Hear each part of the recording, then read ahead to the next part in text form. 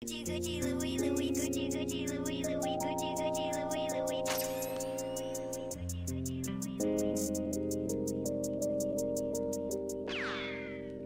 Gucci, Gucci, Louis, Louis, Gucci, Gucci, Louis, Louis, Gucci, Gucci, Louis, Louis. Fendi, Fendi, Prada, Fendi, Fendi, Prada, Fendi, Fendi, Prada, Gucci, Gucci, Louis, Louis, Gucci, Gucci, Louis, Louis, Gucci, Gucci, Louis, Louis. Fendi, Fendi, Prada, Fendi, Fendi, Prada, Fendi, Fendi, Prada, Gucci, Gucci, Louis, Louis, Fendi, Fendi, Prada. Them basic bitches wear that shit, so I don't even bother. Gucci, Gucci, Louis, Louis, Fendi, Fendi, Prada. Them basic bitches wear that shit, so I don't even bother. I put that on my partner, I put that on my family. Oakland City represent, address me as your majesty. Yeah, you can kiss the ring, but you can never touch the crown. I smoke a million Swisher blunts and I ain't never coming down. Bitch, you ain't no Barbie, I see you work at Arby's. Never too supersize it, hurry up, I'm starving. Gnarly, radical, on the block I'm magical. See me at your college campus, baggy full of Adderalls. Call me if you need a fix, call me if you need a boost. See them other chicken heads, they don't ever leave the coop.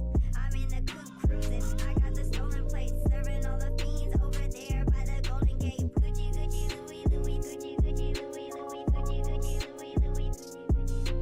Fendi, Fendi, Prada, Fendi, Fendi, Prada, Fendi, Fendi, Prada, Gucci, Gucci, Louis, Louis, Gucci, Gucci, Louis, Louis, Gucci, Gucci, Louis, Louis. Fendi, Fendi, Prada, Fendi, Fendi, Prada, Fendi, Fendi, Prada. Gucci, Gucci, Louis, Louis, Fendi, Fendi, Prada. Them basic bitches wear that shit, so I don't even bother. Gucci, Gucci, Louis, Louis, Fendi, Fendi, Prada. Them basic bitches wear that shit, so I don't even bother. I put that on my partner, I put that on my family. Oakland City represent, address me as your majesty. Yeah, you can kiss the ring, but you can never touch the crown. I smoke a million Swisher blunts and I ain't never coming down.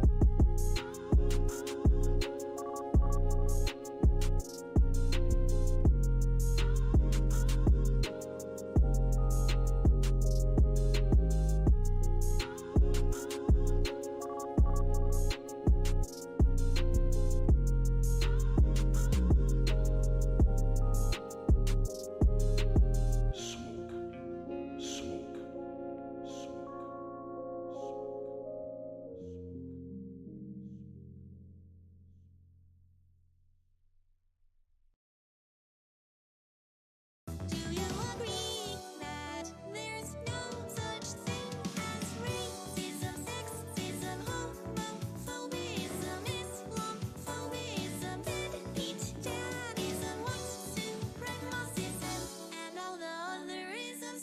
Destiny, that's a woman's name. You were raised by your daddy and mama. That makes you half man and half woman. You are a beta. You're not a real man, beta. I just have one question for ya, beta. There's just one thing I want to know. Destiny, do you love all people? Do you really love the blacks? Destiny, do you love black people? Why can't you just answer the question? Destiny, do you love all people?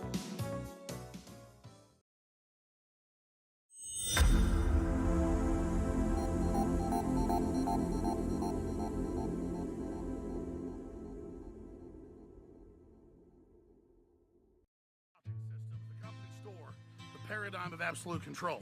And that's why we're just out here doing simple things, pointing out that we're meant to be in nature and be natural. And this is where we find the source that God made to transcend the New World Order. And that's why they want to try to keep us out of it. I'm angry. I've had enough of these people. They're a bunch of Christian murderers scum. They're on giant death factories keeping babies alive. They're selling their body parts. What more do you need to know about these people? I go out and face these scum. They literally crawl out from under rocks. They have green looking skin and they run around screaming, we love Satan, we wanna eat babies. I have them on video. Hillary's in the creepy, weird, sick stuff, man. She sleeps in the same room with that creepy, weird woman whose mother wears a hood over her head. That woman number one is ugly. Imagine how bad she smells, man. I'm told her and Obama just stink. Obama and Hillary both smell like sulfur.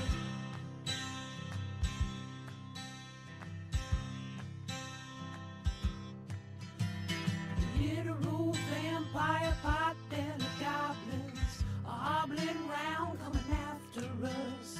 My spirit gets close to that evil and I feel it go.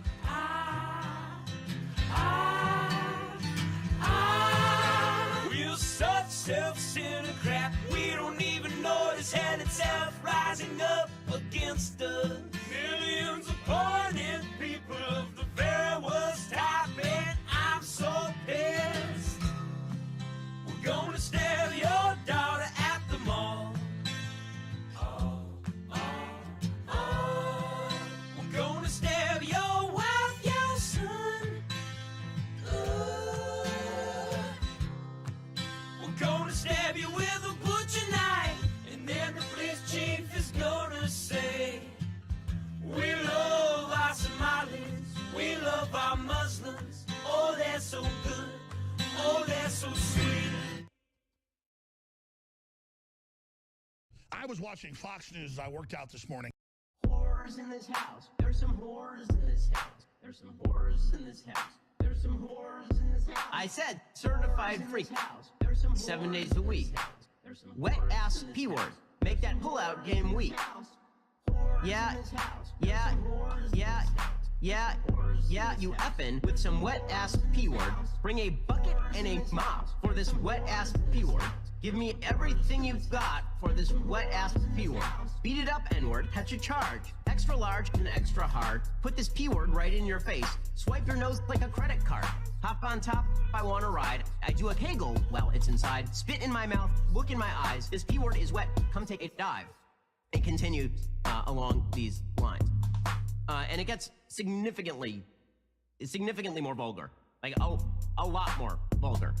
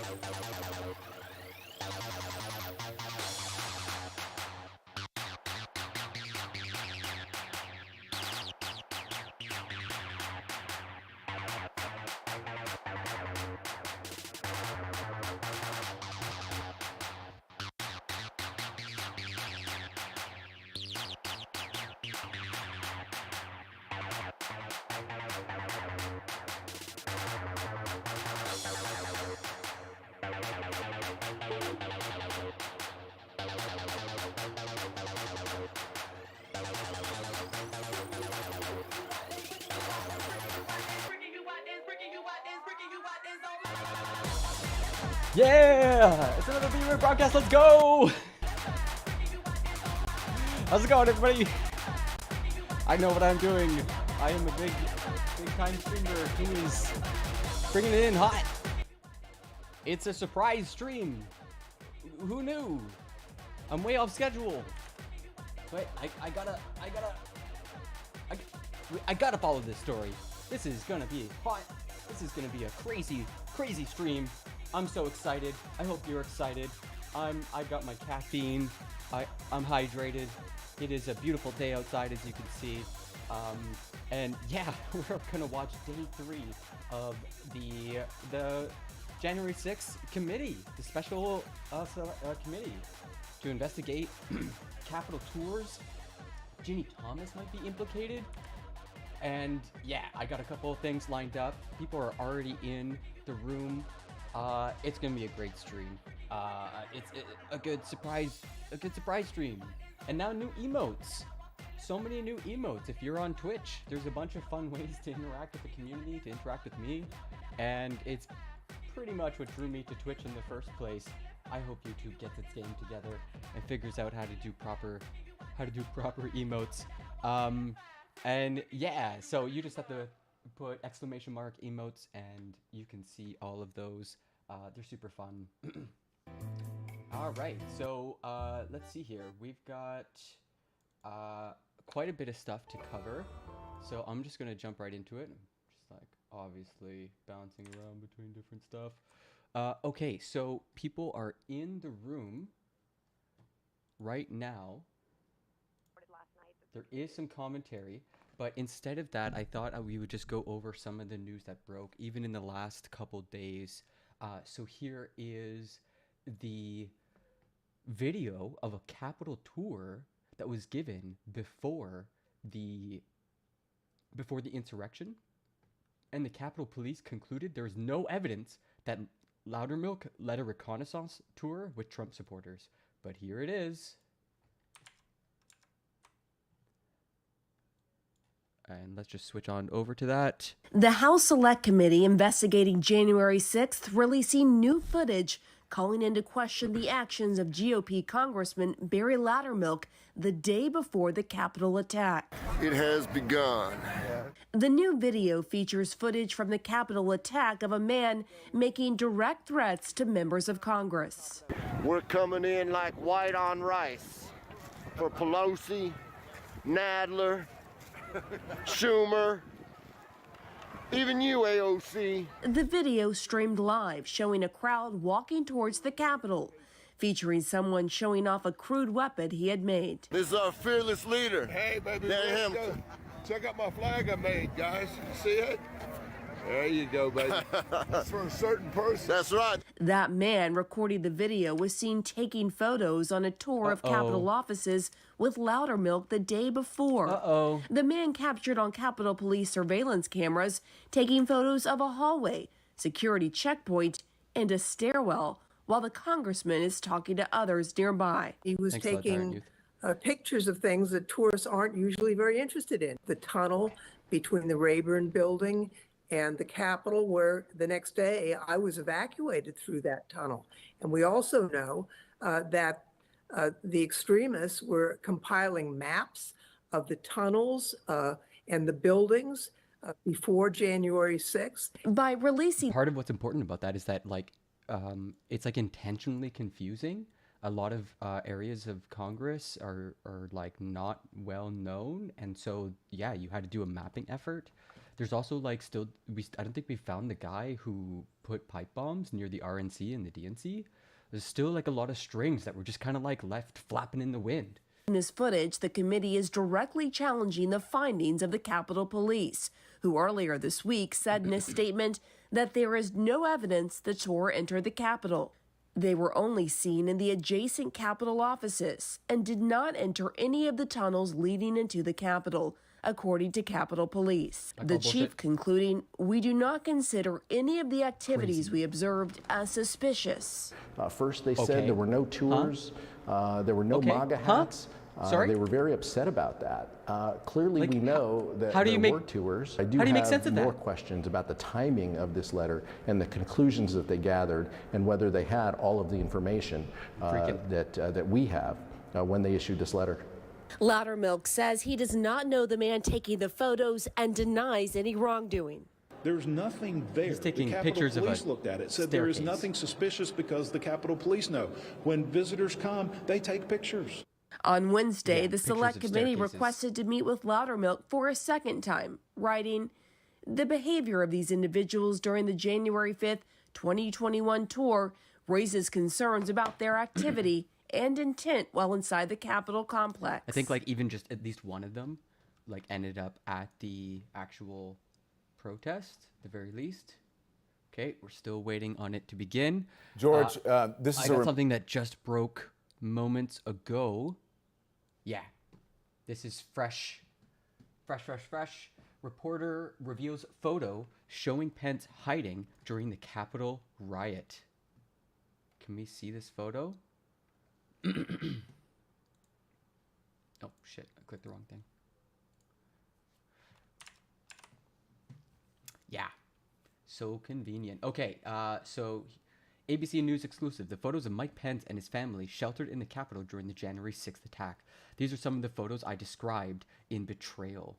In this photo, taken minutes after Vice President Pence was evacuated from the Senate floor, Karen Pence closes the curtain. I still can't believe her name is Karen. A person in the room told me she could see the mob outside and was fearful they would see where Pence was. Holy shit.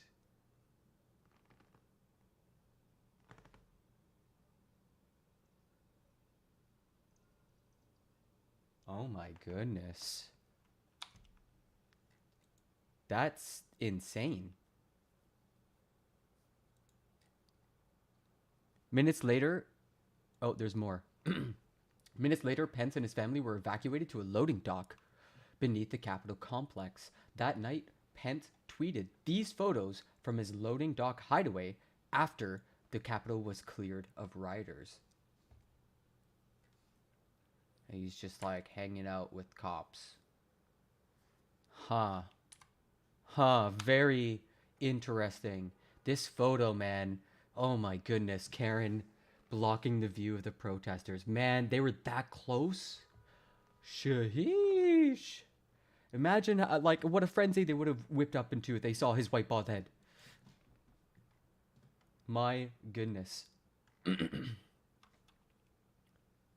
Tonight, John Carl talks about the January 6th photos. That'll be good. Things still haven't started, so let's move on. The big story right now, the thing we're all like kind of waiting to find out about, is that Ginni Thomas corresponded with John Eastman, sources in the January 6th House investigation say. This is huge because John Eastman is the lawyer whom a judge said, quote, crafted a legal theory in search of a coup. And he was the one who would come up with like the crackpot legal theory in order to what was it, for the state electors to send in like a different set of ballots or whatever. That's the guy. So his name is dripping, like his name is marked in black for history. So let's give this a quick read, and I'm just gonna keep track of the actual January 6th committee. Okay. Let me just pull that out. Keep an eye on it. Where were we? Okay, so the committee is to seek an interview. That's one of the latest updates. But here is the actual story. The House Committee investigating the January 6, 2021 attack on the Capitol has obtained email correspondence between Ginni Thomas, the wife of Supreme Court Justice Clarence Thomas, and lawyer John Eastman, who played a key role in efforts to pressure Vice President Mike Pence to block the certification of Joe Biden's victory, according to 3 people involved in the committee investigation. The emails show that Thomas's efforts to overturn the election were more extensive than previously known, 2 of the people said. The 3 declined to provide details and spoke on the condition of anonymity to discuss matters. The committee's members and staffers are now discussing whether to spend time during the public hearings exploring Ginni Thomas's role in the attempt to overturn the outcome of the 2020 election, the 3 people said. The Washington Post previously reported that the committee had not sought an interview with Thomas and was leaning against pursuing her cooperation with his investigation. Holy cow. The 2 people said the emails were among documents obtained by the committee and reviewed recently. Last week, a federal judge ordered Eastman to turn more than 100 documents over to the committee. Oh, so maybe they found out that like he was forced to hand over these documents, and it was like, oh, why is Ginni, why is Ginni Thomas's name popping up here? Eastman had tried to block the release of those and other documents by arguing that they were privileged. Communications and therefore should be protected. Here's what you need to know. Thomas, so that's a video. We'll skip that. Thomas also sent messages to Trump's White House Chief of Staff, Mark Meadows, and to Arizona lawmakers, pressing them to help overturn the election, the Post has previously reported. And we talked about that on the stream. That was sort of like when my alarm bells were like blaring. She's like, oh my goodness. While Thomas has maintained that she and her husband operate in separate professional lanes, her activities as a conservative political activist have long distinguished her from other spouses of Supreme Court justices. Any new revelations about Thomas's actions after the 2020 presidential election are likely to further intensify questions about whether Clarence Thomas should recuse himself from cases related to the election and attempts to subvert it. In January, the Supreme Court rejected a request by Trump to block the release of his White House records to the House committee investigating January 6. Clarence Thomas was the only justice to dissent, siding with Trump. Scream it from the rooftops. Bunch of people declined to comment. Eastman, who once served as clerk for Clarence Thomas at the Supreme Court. I didn't know that Eastman was a Supreme Court clerk for Clarence Thomas. Holy shit. Shit birds from a shit flock. Eastman outlined scenarios for denying Biden the presidency in legal memos and in an Oval Office meeting on January 4th with Trump and Pence, the Post and other outlets have previously reported. Eastman has said that Trump was his client at the time. Earlier this year, I don't think he was able to produce any document, not even an affidavit, nothing. He was just completely incapable to prove that was true. Earlier this year, U.S. District Judge David O. Carter ordered Eastman to release numerous documents to the committee, rejecting privilege claims Eastman had asserted. In April and May, Eastman turned over more than 1,000 documents to the committee. In a 26-page ruling last week, Carter addressed another 599 documents that Eastman sought to shield. Carter ruled that more than 400 of those documents were protected by attorney-client or other privilege and should not be released. But he ordered the remainder, including correspondence with state legislators and documents related to alleged election fraud and the plan to disrupt the joint session of Congress on January 6th, i.e. the coup, that they be turned over to the committee last week and early this week. Carter described some of the documents in more detail than others. He ordered Eastman to turn over documents regarding 3 December 2020 meetings of a group that Eastman described as, quote, civic-minded citizens of a conservative viewpoint. including messages from a person Carter described as the group's high-profile leader, inviting Eastman to speak at a meeting on December 8, 2020. The meeting agenda indicates that Eastman discussed state legislative actions that can reverse the media-called election for Joe Biden. The media-called election. Oh my God, oh no. This is not good, everybody. This is bad news. This is very bad news for the Republic. I cannot emphasize this enough. Yeah, the SCOTUS is on fire right now. January 6th hearing live updates committee is going to seek an interview. So yeah. So that might be what we're going to find out today. The newly obtained emails are like, yeah, absolutely have to cover that. That is crazy stuff. I cannot believe this. Okay, this also just popped off. Let me get rid in this photo. I think I might come back to it a few times because it's one of those like history moments. Bill Clinton, fair chance that U.S. could completely lose its democratic system. Cool. Poggers. Can I get a, do we have a Poggers? It's not ready yet. Damn. We do have Pog, I think. Pog. Bill Clinton says he's never before been so concerned about the country's foundational future, lamenting there's a fair chance that the United States could completely lose our constitutional democracy. Yikes. Not a good sign. The former president appeared Wednesday on CBS's The Late Late Show and responded to a question from host James Corden that alluded to Trump's presidency without mentioning him by name. Corden asked Clinton how he stays so positive in what has been a few very, very dark years. Where's the video?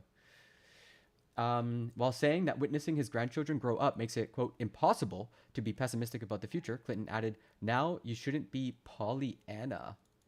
What's that mean? I actually think there's a fair chance that we could completely lose our constitutional democracy for a couple of decades if we make bad decisions, Clinton, 75, said.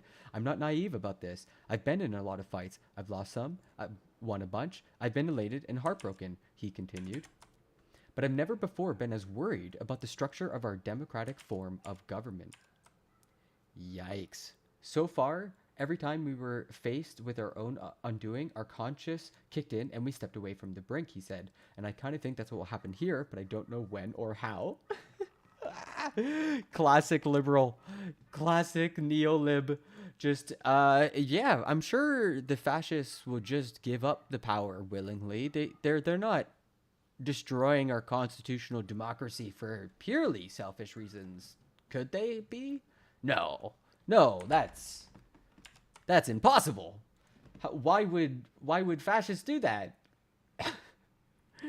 Why would fascists lie about their actions and say that Loudermilk says that their tour the day before the insurrection was about taking pictures of children's artwork, everybody, not the tunnels. Yeah, I mean, people who come to Washington, D.C. like these people who have never been there before, they're excited. They're taking pictures of everything. Is it against protocol or rules to take press photos F to in doubt. the lower level where they were? No, not anywhere except for right around the House chambers. That's the only place that there's a restriction. So there's no restrictions in doing this? No, absolutely not. People take pictures there all the time. Why doesn't the January 6th committee show the entire video? Because they're taking pictures all up and down the hallway. When the guys near the tunnels go into the Capitol, that's where they hang the artwork that school children give. And at the other end, there is the trolleys, the trains. And Are you against art? Are you against art? That's what civilization is basically for. The kids wanted to see the trains that take the congressman to the House chambers. That's all this was. And the Capitol Police, they know this. Ah, so now I'm wondering what's going on with the Capitol Police, because that's getting me kind of really uncomfortable. Definitely more uncomfortable than I was even 5 minutes ago. So yeah, everybody, just taking some pictures. I was just sharpening my knife. Just everybody sharpens knives. It's a totally normal thing to do. Haven't you sharpened knives before? You know what they say. a dull knife is more dangerous than a sharpened knife. So, of course I sharpened my knives and invited a bunch of people over to sharpen their knives. We're all really concerned about safety. Fuck. Oh my god, this is like 5-alarm fire. Donald Trump is ranting and raving on Truth Social. I demand equal time. So that's based. It's cool, I guess. It's pretty sweet. It's pretty nice to see. The committee's living rent-free in his head. So it's pretty poggers. Okay, what else did I have lined up? Here we go. From Representative Jamie Raskin, who's one of the members on the committee. Quote, new evidence is breaking every single day now. Suddenly, a lot of people want to tell the truth. Ooh. Dang. This is actually a good meme. This is a good meme. New York City, year 2075. They're in an elevator. Dad, how come buildings don't have 45th floors? Oh my god, yeah, Loud Tyrant Youth, it's a complete skin. It's just a skin. So nowadays nobody builds anything. Like, it's always been a thing in like the coding world to essentially like copy paste stuff, but it's really gone full bore nowadays where you just like grab as much as you can of the application, change a couple colors, and well, bam, you're live. And so is the committee. Let's go. Point. Pursuant to House Deposition Authority Regulation 10, the chair announces the committee's approval to release Day the 3, let's go. material represented during today's hearing. No, Trump. Good afternoon. Bad Trump. This is almost no idea more un-American than the notion that any one person could choose the American president. No idea more un-American. No more I agree idea. with that, which is unusual because former Vice President Mike Pence and I don't agree on much. These are his words, spoken a few months ago about Donald Trump's attempt to pressure the former vice president, pressure him into going along with an unlawful and unconstitutional scheme. There he is. Overturn the 2020 election. Hiding. And give Donald Trump a second term in office During that he did not win. the insurrection. Today, the Select Hiding. Committee is going to reveal the details of that pressure campaign. But what does the Vice President of the United States even have to do with a presidential election? The Constitution says that the Vice President of the United States oversees the process of counting the Electoral College votes, a process that took place on January 6, 2021. Stop. Donald Trump wanted Mike Pence And the to curtain's do open. something no other vice president has ever done. The former president wanted Pence to reject the votes and either declare Trump the winner or send the votes back to the states to be counted again. Mike Pence said no. He resisted the pressure. He knew it was illegal. The hero. He knew it was wrong. The hero of the story. We're fortunate for Mr. Pence's courage Mike Pence. on January 6th. His Our courage. democracy came dangerously close to catastrophe. His courage. That courage put him in tremendous danger. When Mike Pence made it clear that he wouldn't give in to Donald Trump's scheme, Donald Trump turned the mob on him. A mob that was chanting, "Hang Mike Pence." New A phone. Who mob dis? that had built a hangman's gallows just outside the Capitol. Holy cow. Thanks in part to Mike Pence, our democracy withstood Donald Trump's scheme. The hero. And the violence of January 6th. But the danger hasn't receded. Forget Goodman. Led by my colleague, Mr. Aguilar, today we'll lay out the facts for the American people.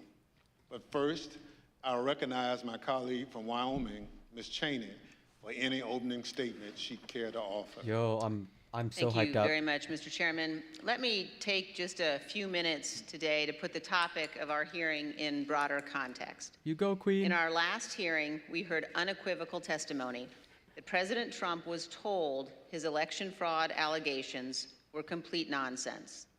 We heard this from members of the Trump campaign. We heard this from President Trump's campaign lawyers. We heard this from President Trump's former Attorney General, Bill Barr. We heard this from President Trump's former acting Attorney General, Jeff Rosen. And we heard this from President Trump's former acting Deputy Attorney General, Richard Donahue. We heard from members of President Trump's White House staff as well. Today, we're focusing on President Trump's relentless effort to pressure Mike Pence to refuse to count electoral votes on January 6th. Here again is how the former vice president phrased it in a speech before the Federalist Society, a group of conservative lawyers. The ones who have been selecting the Supreme Court This week, justices. That President Trump said I had the right to overturn the election. But President Crazy. Trump is wrong. Oh my God. I had no right to overturn the election. The presidency belongs to the American people and the American people alone. Yes. And frankly, there is no idea more un-American than the notion that any one person could choose the American president. Holy cow. Mike Pence. What the president wanted What a the boss. vice president to do was not just wrong, it was illegal and unconstitutional.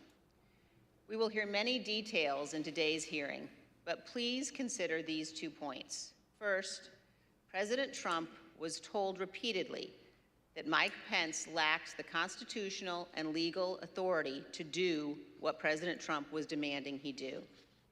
This is testimony from Mark Short, the Vice President's Chief of Staff, who served in the Trump administration in multiple positions over 4 years. But just to pick up on that, Mr. Short, was it your impression that the Vice President had directly conveyed his position on these issues to the President, not just to the world through a Dear Colleague letter, but directly to President Trump? Many times. Oh, wow. And had been consistent in conveying his position to the President? Very consistent. Okay. Dang. But President Trump plotted with a lawyer named John Eastman to pressure Pence to do so anyway. As the federal court has explained, quote, based on the evidence, the court finds that it is more likely than not that President Trump and Dr. Eastman dishonestly conspired to obstruct the joint session of Congress on January 6th, 2021. No. What No. exactly did President Trump know? That's when impossible. exactly did President Trump know that it would be illegal for Mike Pence to refuse to count electoral votes? Here is one sample of testimony given What? by one of the witnesses before us today, the Vice President's General Counsel. What? Did John Eastman ever admit, as far as you know, in front of the president, that his proposal would violate the Electoral Count Act? Ooh. I believe he did on the 4th. Oh, wow. That was January 4th, 2 days before the attack on Congress. 2 days. A second point. Please listen to testimony today about all of the ways that President Trump attempted to pressure Vice President Pence, including Donald Trump's tweet at 2:24 p.m. condemning Vice President Mike Pence. Yeah. When President Trump already knew a violent riot was underway at the Capitol. It's crazy. In future hearings, you will hear from witnesses who were present inside the White House, who were present inside the West Wing on that day. But today we focus on the earnest efforts of Mike Pence, who was determined to abide by his oath of office. As Vice President Pence prepared a statement on January 5th and 6th, explaining that he could not illegally refuse to count electoral votes, he said this to his staff. I mean, the Vice President had said, this may be the most important thing I ever say. And so this meaning the statement? The statement. And he really wanted to make sure that it was just so. Wow. You will hear today that President Trump's White House counsel believed that the Vice President did exactly the right thing on January 6th, as did others in the White House, as did Fox News host Sean Hannity. Why didn't he tell the American Vice President people? Pence understood that his oath of office was more important than his loyalty to Donald Trump. Why didn't he did tell his duty. the American President people? Trump unequivocally did not. Why didn't Thank he you, go Mr. to the... Chairman. I yield What the... What about the part Without where he knew objection, about it? I recognize the gentleman from California, Mr. Aguilar, for an opening statement. Oh my God. Mike Pence is Thank you, becoming Mr. the Chairman. hero. It's so bad. Today, we intend to show the American people that January 6th was not an isolated incident. Oh my God. In the weeks culminating before, it was a legal scheme and deception. We've already learned that President Trump knew he lost the 2020 election. Shortly after, he began to look for a way to circumvent our country's most fundamental civic tradition, the peaceful transfer of power. The president latched on to a dangerous theory and would not let go because he was convinced it would keep him in office. We witnessed firsthand what happened when the President of the United States weaponized this theory. The Capitol was overrun, police officers lost their lives, Hogs and pigs. and the Vice President was taken to a secure location because his safety was in jeopardy. Hog on pig violence. Let's take a look at the effect of Donald Trump's words and actions. I want to warn our audience that the video contains explicit content.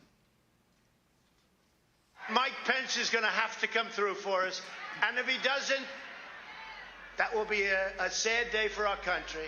And Mike Pence, I hope you're going to stand up for the good of our Constitution and for the good of our country. And if you're not, I'm going to be very disappointed in you. I will tell you right now. He's like I'm telling you what I'm hearing the Pence. a pissed off lover. Pence just caved. No. Is that true? I'm hearing reports that Pence caved. No, I'm telling you, if Pence caved, we're gonna drag motherfuckers through the streets. Whoa. You fucking politicians are gonna get fucking drugged through the streets. Yo. I guess the hope is that there's such a show of force here that Pence will decide to do the right thing, according to Trump. Yikes.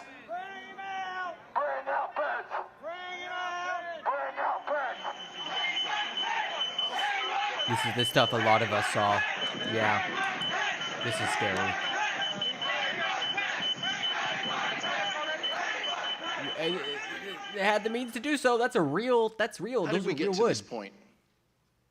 How did we Those get to sturdy the point beams. where President Trump's most radical supporters led a violent attack on the Capitol and threatened to hang President Trump's own vice president?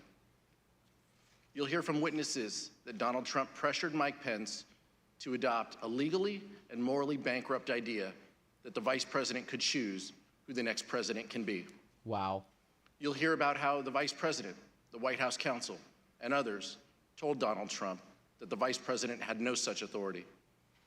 But President Trump would not listen. You'll hear how Vice President Pence withstood an onslaught of pressure from President Trump, both publicly and privately. A pressure campaign that built to a fever pitch with a heated phone call on January 6th.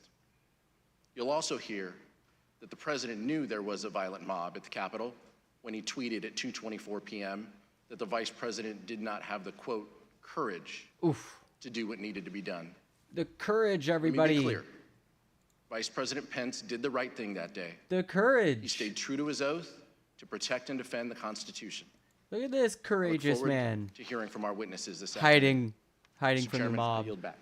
That he just kind of Thank you, Mr. Aguilar. We're honored to have two distinguished witnesses who advised Vice President regarding his role on January 6th. Judge J. Michael Ludick is one of the leading conservative legal thinkers in the country. Conservative judge. He served in administrations of President Ronald Reagan and George H.W. Bush. Wow. He was appointed by the latter to serve on the U.S. Court of Appeals for the Fourth Circuit, where he served from 1991 to 2006. He provided critical advice for Vice President Pence regarding the role of the Vice President in the joint session of Congress shortly before that fateful moment. He's written that the Vice President does not have the power to select the next President of the United States. He's also written that that contrary theory espoused by one of his own former law clerks was, quote, incorrect at every turn. We're also joined today by one of the people who was with Vice President Pence on January 6th. Okay. Greg Jacob was counsel to Vice President Pence. He conducted a thorough analysis of the role of the Vice President in the joint session of Congress under the Constitution, the Electoral Count Act, and 230 years of historical practice. But he also has firsthand information about the attack on the Capitol because he lived through it. Right, of course. He was with the Vice President, and his own life was in danger. All right, tell us I more. will now swear in our witnesses. Okay. The witnesses will please stand. So this should be good.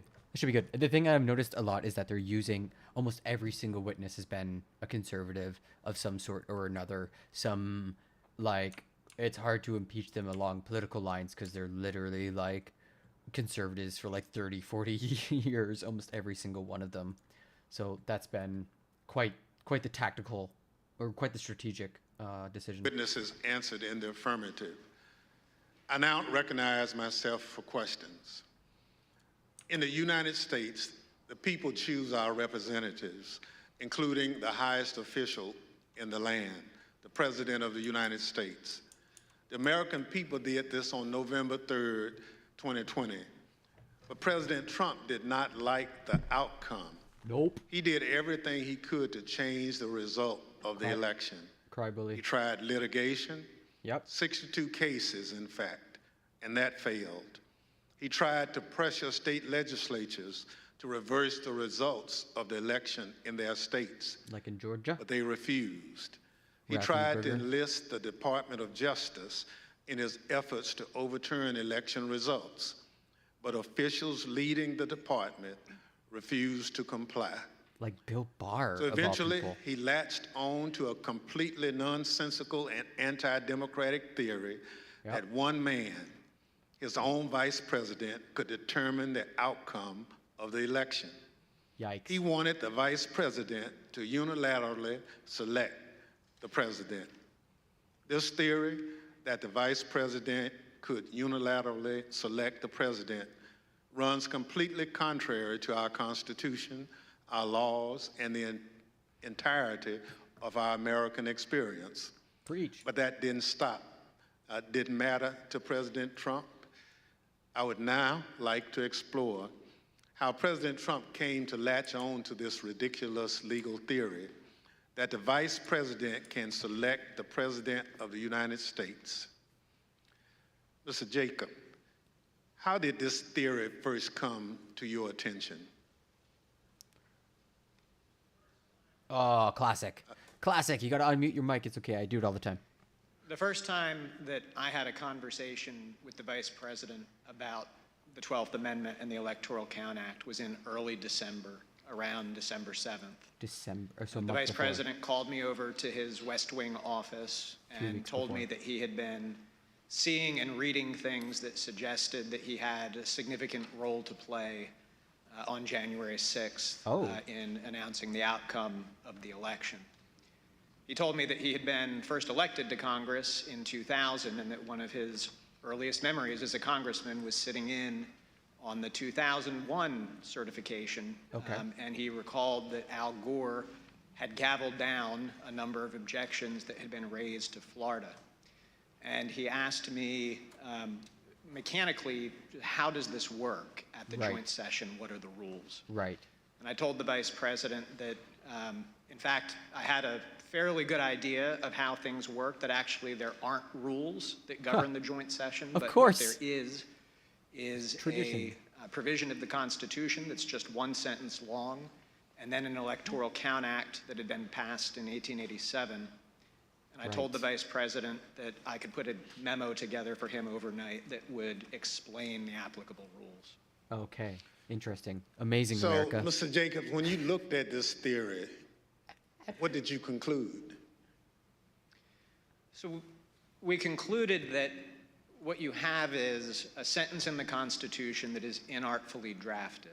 Ouch. But the Vice President's first instinct when he heard this theory was that there was no way that our framers, who abhorred concentrated power who had broken away from the tyranny of George III, would ever have put one person, particularly not a person who had a direct interest in the outcome because they were on the ticket for the election, Yeah, exactly. in a role to have decisive impact on the outcome of the election.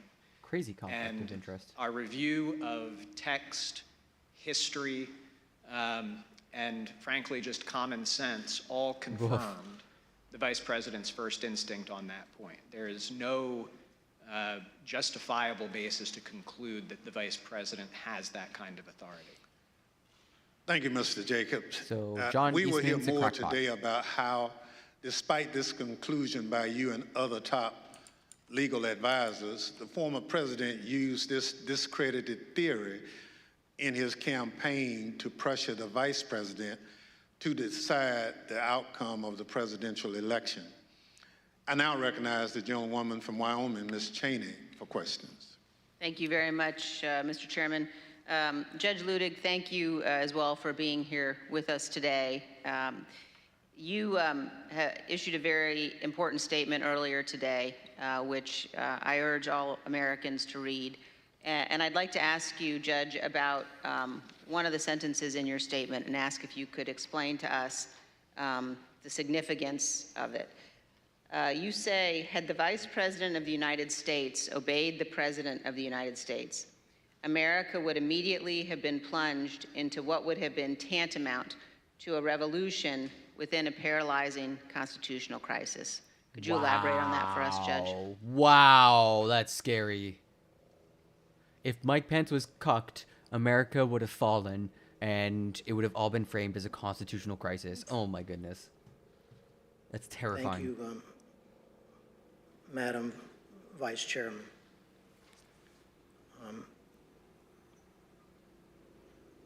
That passage in my statement this morning. Oh, cool. Yo, thanks for the follow, Tiljan. We got sweet emotes the most for you. Foundational concept in America, which is the rule of law. Thus, as I interpret your question, you were asking about that foundational truth of these United States. Oh my God, dude. Which we call America. Oh my God, dude. Get to the point.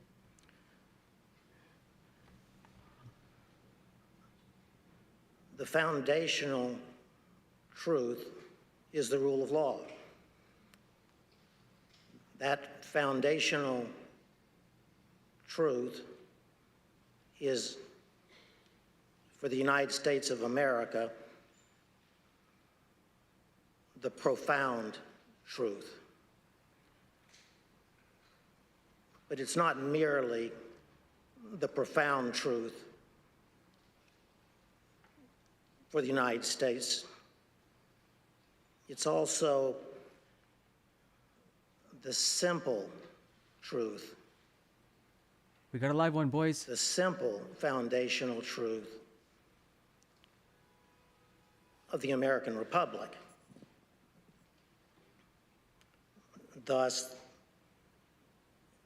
in my view, I'm Canadian. It's hard to dupe us. the hearings being conducted We're too chill. by this select committee We touch too much grass. Eat too many are mushrooms. examining that profound truth, namely the rule of law in the United States of America. The specific question, of course, before you, That's how and crimes before work. the nation, not before me, is whether that foundational rule of law What, you don't want to discuss? was supremely violated Rule of law was violated. Don't you care about on criminals? January 6, 2021. They do be crime. Now, to the question specifically that you asked, Madam Vice Chair, I believe that such a slow talker. had Vice President Pence obeyed the orders Yeah, I know. from his president and the President of the United States of America We had some good entertainment, though. during the joint session of the Congress of the United States I think we have a pet the child. on January 6, 2021, and Not yet. Not declared yet. Soon. Donald Trump the next President of the United States, notwithstanding that then President Trump had lost the Electoral College vote as well as the popular vote in the 2020 presidential election. His tie's so tight he can't talk. I can't believe this is a judge. That declaration of Donald Trump as the next president would have plunged America He's like wheezing. into what I believe would have been tantamount Here it is. to a revolution A revolution? within a constitutional crisis Within a constitutional crisis.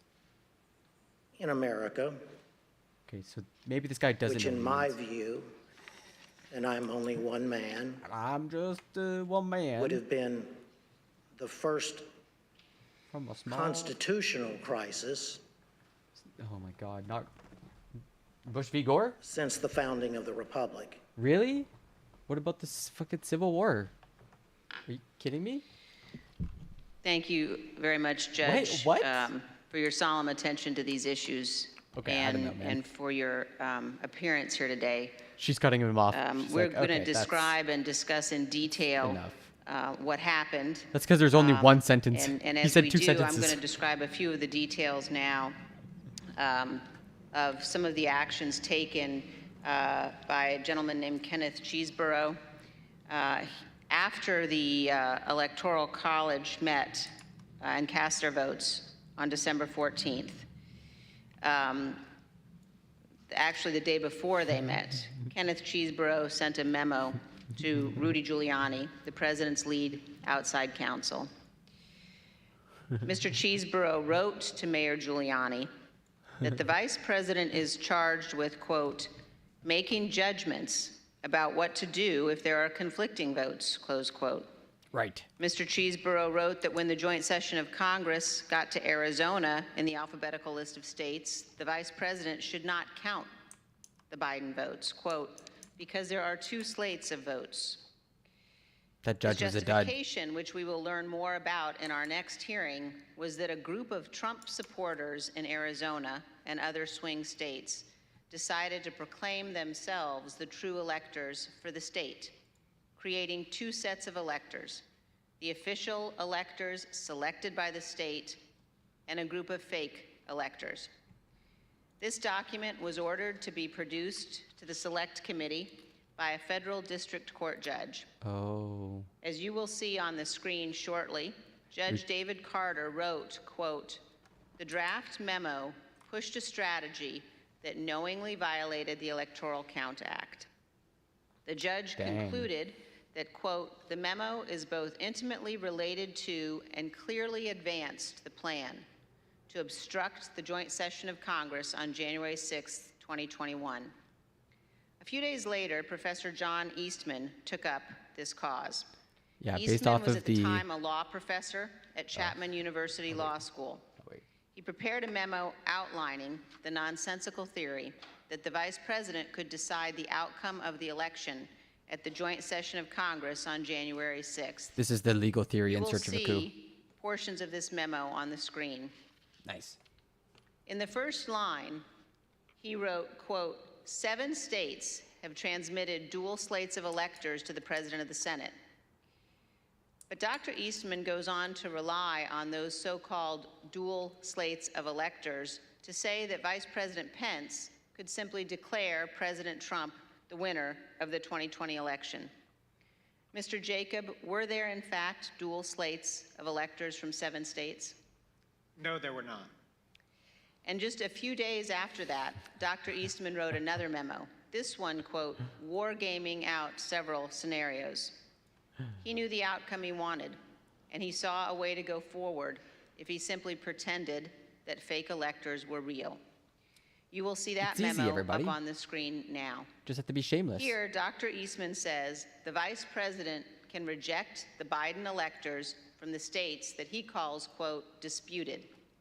Under several of the scenarios, the vice president could ultimately just declare Donald Trump the winner, regardless of the vote totals that had Very already normal. been certified by the states. Super normal. However, this was false, and Dr. Eastman knew it was false. In other words, it was a lie. In fact, on December 19th, 2020, just 4 days before Dr. Eastman sent this memo, Dr. Eastman himself admitted in an email that the fake electors had no legal weight, referring to the fake electors as, quote, dead on arrival in Congress, Oh. end quote, because they did not have a certification from their states. That's scary. Judge Ludig, did the Trump electors in those 7 states who were not certified by any state authority have any legal significance? This dude fell asleep. Oh no, okay, he's up, everybody. But she like spoke at a normal pace. I don't know if he can handle it. Congresswoman, there was no support whatsoever in either the Constitution of the United States Okay. nor the laws of the United States for the vice president, frankly, ever to count alternative electoral slates from the states that had not been officially certified by the designated state official in the Electoral Count Act of 1887. I did notice in the passage from Mr. Eastman's memorandum, and I took a note on it,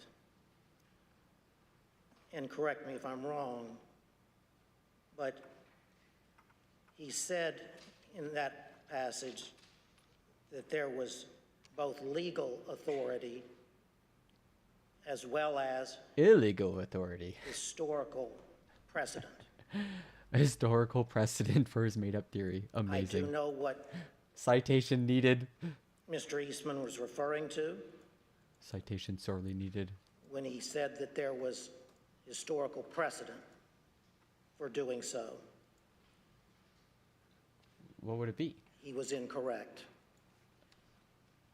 There was no historical precedent Source. I made it up. from the beginning of the founding in 1789 that even as mere historical precedent, Okay. as distinguished from legal precedent, Right. So would support the possibility of the Vice President of the United States quote, counting alternative electoral slates that had not been officially certified to the Congress pursuant to the Electoral Count Act of 1887. man, I picked the wrong day to stop sniffing Be glue. glad to explain that historical precedent Please don't. if the committee Please, God, wanted, no. but it would Please, be God, a no. digression. Yes, please. Thank God. Thank you very much, Judge. I know my colleagues will be pursuing that issue in more depth, and now I'd like to yield back, Mr. Falling Chairman. asleep. Falling Thank asleep. you very much. Pursuant to Section 5C8 of House Resolution 503, The chair recognizes the gentleman from California, Mr. Aguilar, and staff counsel, Mr. John Wood, for questioning. Thank you, Mr. Chairman. Questions? We're fortunate to have a bipartisan staff. Senior Investigative Counsel John Wood previously served as United States Attorney in Missouri under President George W. Bush. He and I will share today's lines of questioning. Mr. Wood? Thank you, Mr. Aguilar. Judge Ludig, I had the incredible honor of serving as one of your law clerks. Another person who did was John Eastman. And you have written that Dr. Eastman's theory that the vice president could determine who the next president of the United States is, in your words, incorrect at every turn. Could you please explain briefly your analysis?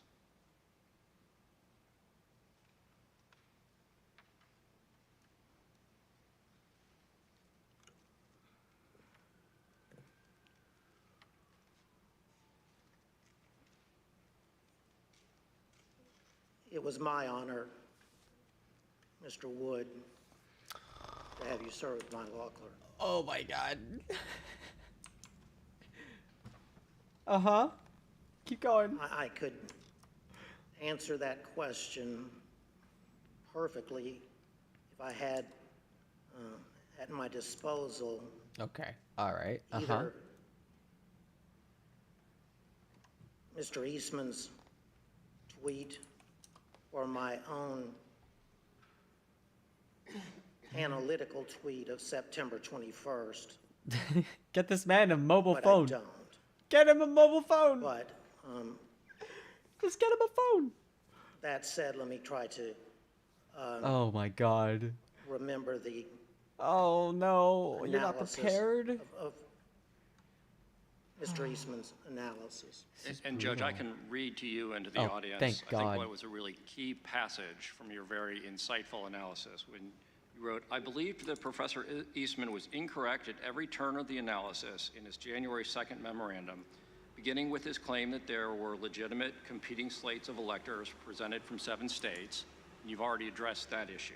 But your next sentence said, continuing to his conclusion that the vice president could unilaterally decide not to count the votes from the 7 states from which competing slates were allegedly presented. So what was your basis for concluding that Dr. Eastman was incorrect in his conclusion that the vice president could unilaterally decide not to count the votes from these disputed states? God, so much effort to disprove bullshit. It's bullshit. Just say it's bullshit. As I previously He made it stated up. in response to Congresswoman Cheney, there was no basis in the Constitution or laws of the United States at all for the theory espoused by Mr. Eastman. At all. None. Wow. Evocative. With all respect to my co-panelist, he said, I believe in partial response to one of the Select Committee's questions, that the single sentence in the 12th Amendment was, he thought, inartfully written.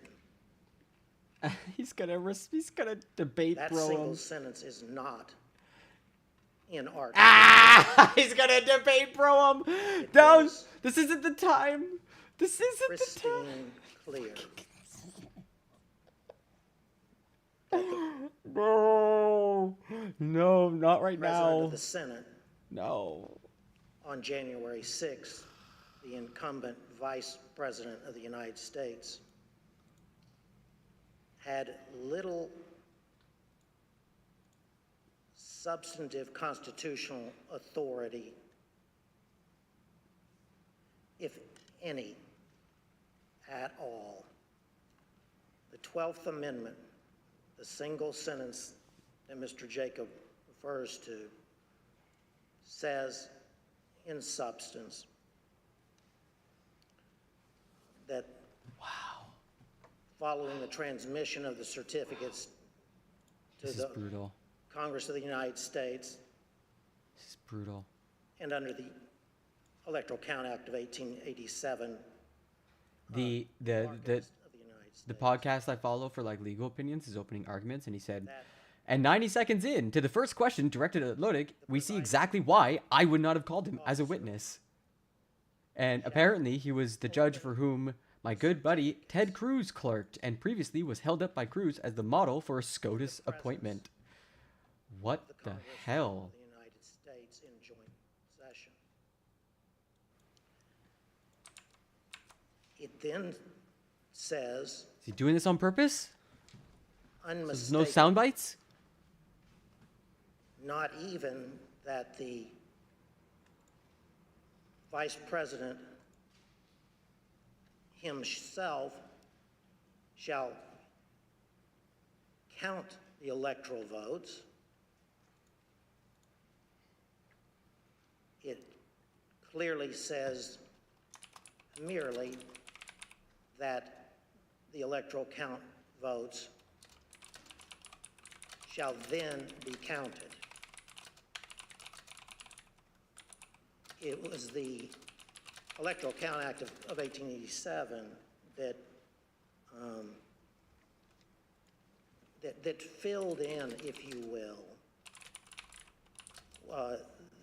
the simple words of the 12th Amendment in order to construct for the country a process I don't know for if the I can do it. counting of the sacred I'm gonna die up here process in a for the video game. counting of the electoral votes from the states. Just hang a sign around that him. neither Give our him a young original aide. Constitution nor even the 12th Amendment Back at 5. Yeah, Jesus. had done. Is he doing it on purpose? That's what I want to know. Irony, if you will, is that The guy in the back's falling asleep. from its founding until 1887, when Congress passed the Electoral Count Act, Did they not do a dry run? the nation had been in considerable turmoil. Is he trying it? Yes, he is. At least 5 of its presidential elections, That's the part that's funny. beginning as soon thereafter from the founding as 1800. These are complex thoughts. You So it just wasn't obviously don't know what that's like. almost 100 years later until the Electoral Count Act was passed. These are big five-head So, thoughts. That's why, in my view, that piece of legislation Oh my God. is not only a work in progress Uh-huh. for the country, Yeah? but at this moment in history, an important work in progress that needs to take place. It is important. That was work in progress. long-winded, I understand. Judge Ludig, at the risk of oversimplifying for the non-lawyers who Can't are answer a watching, question? is it Yeah. fair to say that the 12th Amendment basically says 2 things happen? The Vice President opens the certificates and the electoral votes are counted. Is it that straightforward? Yes. One-word answer. What's happening? What is happening? I would not want that to be my testimony, Oh my God. the Congress of the United States. The language He's doing it on of the purpose. 12th Amendment is that simple. Thank you, Judge. Ah! Mr. Jacob, I have a question for you.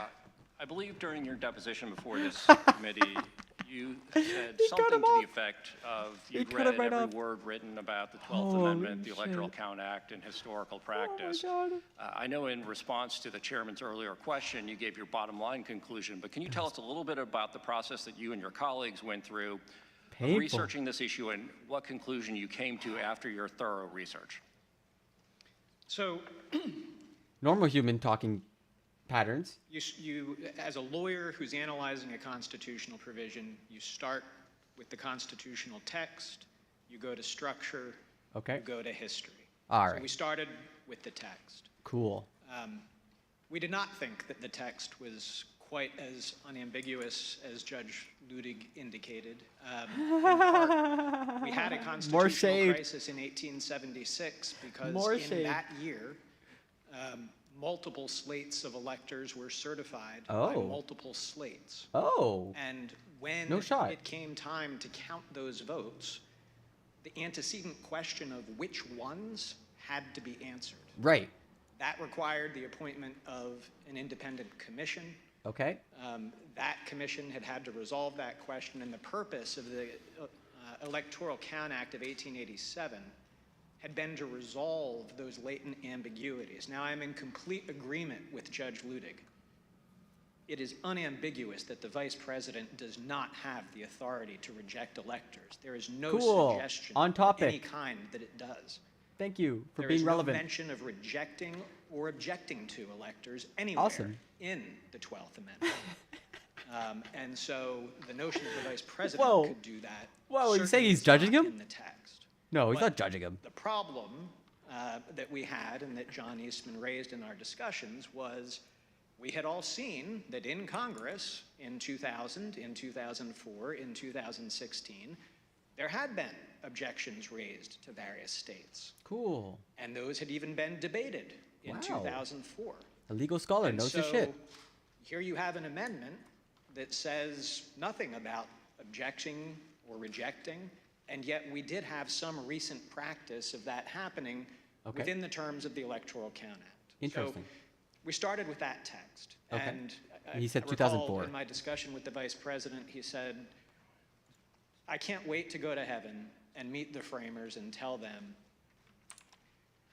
the work that you did in putting together our Constitution is a work of genius. Oh my Thank you. goodness. It was divinely inspired. Oh my God. There is one sentence that I would like to talk to you a little bit about. Yeah.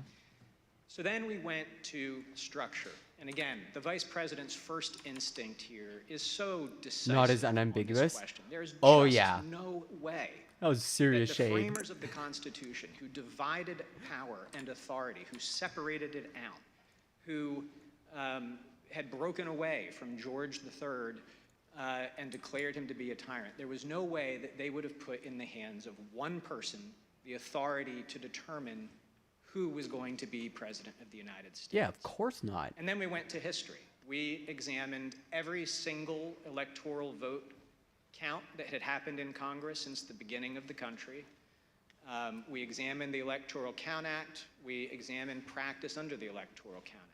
And critically, no vice president in 230 years of history had ever claimed to have that kind of authority, hadn't claimed authority to reject electoral votes. There you go. Had not claimed authority to return electoral votes back to the states. Interesting. In the entire history of the United States, not once had a joint session ever returned electoral votes back to the states to be counted. Now that's And congressional in testimony. The crisis of 1876, Justice Bradley of the United States Supreme Court, who supplied the decisive final vote on that commission, had specifically looked at that question and said, first, the vice president clearly doesn't have authority to decide anything, and by the way, also does not have authority to conduct an investigation by sending things back out. Interesting. For a public look at things. Yeah, okay. So the history was This guy knows his stuff. absolutely decisive. And again, part of my discussion with Mr. Eastman was, if you were right, don't you think Al Gore might have liked to have known in 2000 that he had authority to just declare himself president of the United States? Did you think that the Democrat lawyers just didn't think of this very obvious quirk that he could use to do Yeah, that? of course. And of course, he acknowledged Al Gore It's funny. did not and should not have had that authority. But he so probably did win that text, election. structure, history, I think what we had was some ambiguous text that common sense and structure would tell you the answer cannot possibly be that the vice president has that authority. As the committee already played the vice president's remarks, there is almost no idea more un-American than the notion that any one person would choose the American president. It's un-American. Unbroken historical practice for 230 years that the vice president did not have such an authority. Yeah, this guy's way better than Judge. Thank you. I reserve the remainder of my time. Oh my God. Mr. Jacob, you weren't the only one who knew that the legal theory was wrong, though.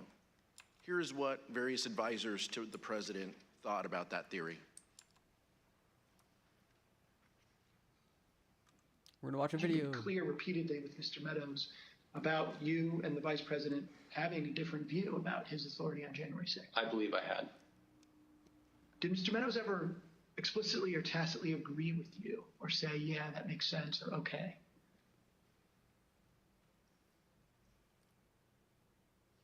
I believe that that Mark did agree.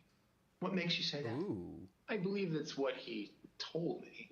But Mark as I mentioned, I think Mark had told so many people so many different things that it was not something that that I would necessarily accept as, okay, well, that means that's resolved. I see. Tell me more what he told you on this topic. Well, I think it was that, the vice president doesn't have any broader role. And I think he was understanding of that. So despite the fact that he may have said other things to the president or others, to you, he said he understands the vice president has no role. Yes. Okay. Did he say that to you several times? A couple times. Before January 6th? Yes. The way it was communicated to me was that Pat Cipollone thought the idea was nutty and had at one point confronted Eastman basically with the same sentiment. Pat expressed his admiration for the vice president's actions on the day of the 6th and said that he concurred with the legal analysis that our team had put together to reach that point. It made no sense to me that in all the protections that were built into the Constitution for a president to get elected and steps that had to be taken, that the power to choose the next president would be sitting with the vice president. Do you know if Mr. Clark or Mr. Morgan, is it Morgan? Oh, leftist video. Thought about that, Mr. Eastman's advice? Yeah, they thought he was crazy. Socialize the pixels. Do you know if they ever expressed an opinion on whether they thought the vice president had the power that John Eastman said he did? I know for a fact I heard both say that his theory was crazy, that there was no validity to it in any way, shape, or form. Trump was listening to And did crazy they people. express What a that surprise. before January 6th? Yes. To whom? I think anyone who would listen. Okay, what were your prior interactions with Eastman? He described for me what he thought the ambiguity was in the statute, and he was walking through it at that time. And I said, but wait. Hold on a second, I want to understand what you're saying. But You're hold saying on. that But wait. you believe the vice president, acting as president of the Senate, can be the sole decision maker as to, under your theory, who becomes the next president of the United States? And you said yes. I said, are you out of your effing mind? Effing mind, yeah, of course. Right. Of course you'd say that. Oh, that was pretty blunt. I said, you're completely crazy. Yeah, I it's said, blunt you're as going to your turn bat around in the back. and tell 78+ million people in this country that your theory is this is how you're going to invalidate their votes? Yeah, Because exactly. you think the election was stolen. Whew. And I said, they're not going to tolerate that. I said, you're going to cause riots in the streets. Wow, a man who can And think he through. said words to the effect of there's been violence in the history of our country, Eric, to protect the democracy or protect the republic. Yeah, like the Civil War. Jesus. In fact, there was a risk that the lawyers in the White House counsel's office would resign. For example, Fox News host Sean Hannity expressed concern that the entire White House counsel's office could quit. As you can see from these texts, Mr. Hannity wrote to White House Chief of Staff Mark Meadows that, quote, "We can't lose the entire White House counsel's office. I do not see January 6th happening the way he is being told." Whoa. A few days later, on January 5th, Mr. Hannity wrote Whoa. to Mr. Meadows that, quote, "I'm very worried the next 48 hours. Whoa. Pence pressure, White House counsel will leave." While Sean Hannity was apparently very concerned about the possibility that the White House counsel would resign in protest of the president's effort to force the vice president to violate the Constitution, some others close to the president were more dismissive of the White House counsel's position. Here's what Trump's son-in-law and senior advisor Jared Kushner said during his deposition regarding the White House counsel Pat Cipollone's threats to resign. Jared, are you aware of instances where Pat Cipollone threatened to resign? I kind of, like I said, my interest at that time was on trying to get as many pardons done. And I know that, he was always, him and the team were always saying, oh, we're going to resign. We're not going to be here if this happens, if that happens. So I kind of took it up to just be whining, to be honest with you. Classic. The president's own lead outside counsel, Rudy Giuliani, also seemed to concede that the vice president did not have the authority to decide the outcome of the election or send it back to the states.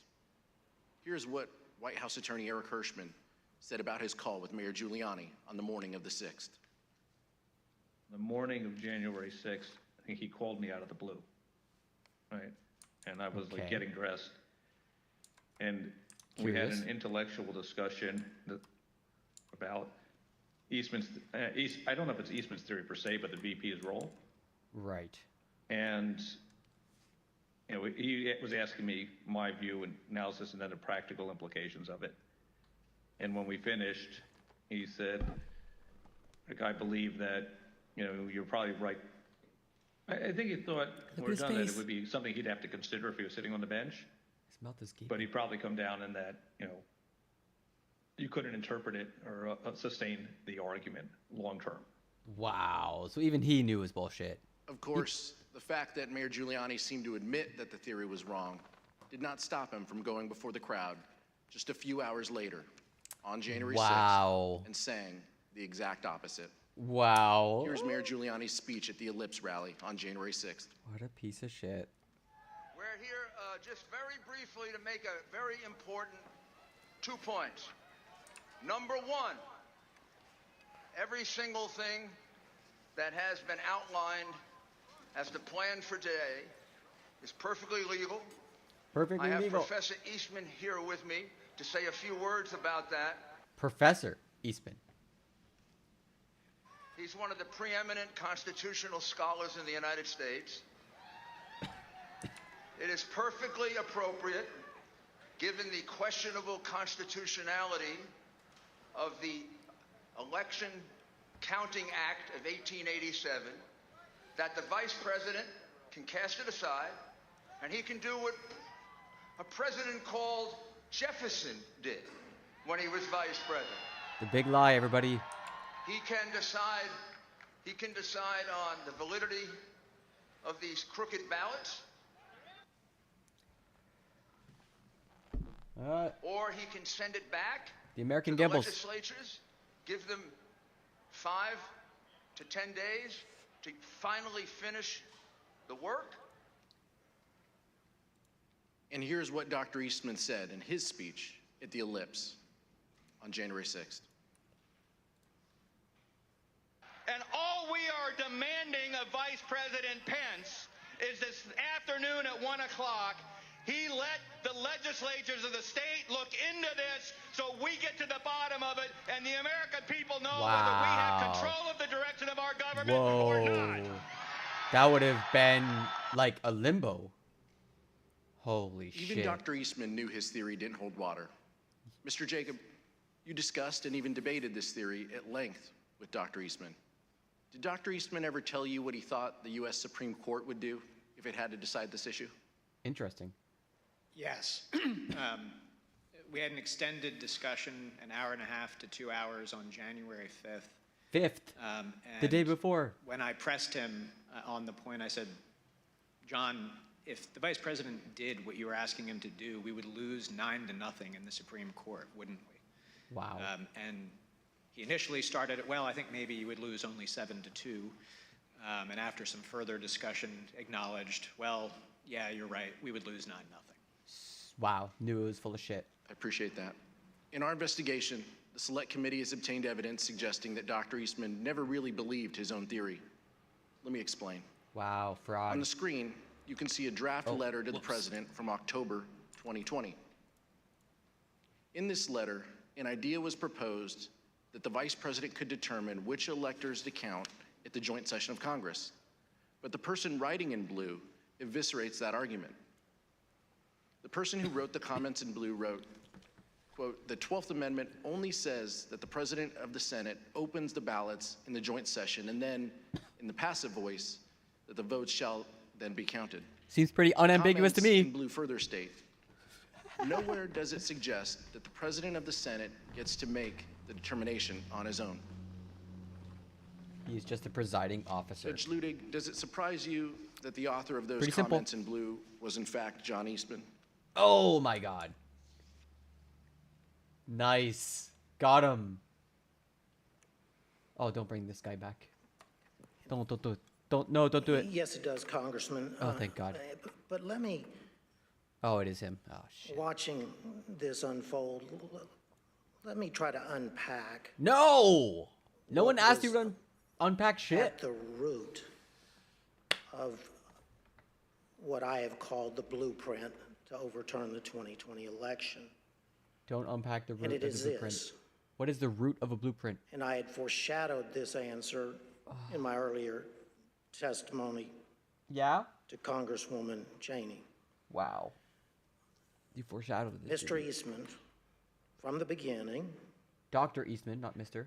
said to the president It's a that there fucking was judge. both legal as well as historical precedent Okay, so he lied to the for the president. vice president to overturn the election. And what we've heard today, I believe, is what happened within the White House and elsewhere as all the players led by Mr. Eastman got wrapped around the axle Uh-huh. Do go on. by the historical evidence claim by Not Mr. Eastman. Not wrapped around the axle. Let me explain very simply. Can you? This is what I said would require a digression that I would be glad to undertake if you wished. My guy. In short, There's like millions of people watching. if I had been advising the Vice President of the United States on January 6th, Yes, in brief. and even if then Vice President Jefferson and even then Vice President John Adams This can't be legal. and even then Vice President Richard Nixon Uh-huh. had done exactly what the President of the United States wanted his Vice President to do. Yeah, and even then, what about it? Yeah, this is like being trapped by a sentence. It's I awful. would have laid my body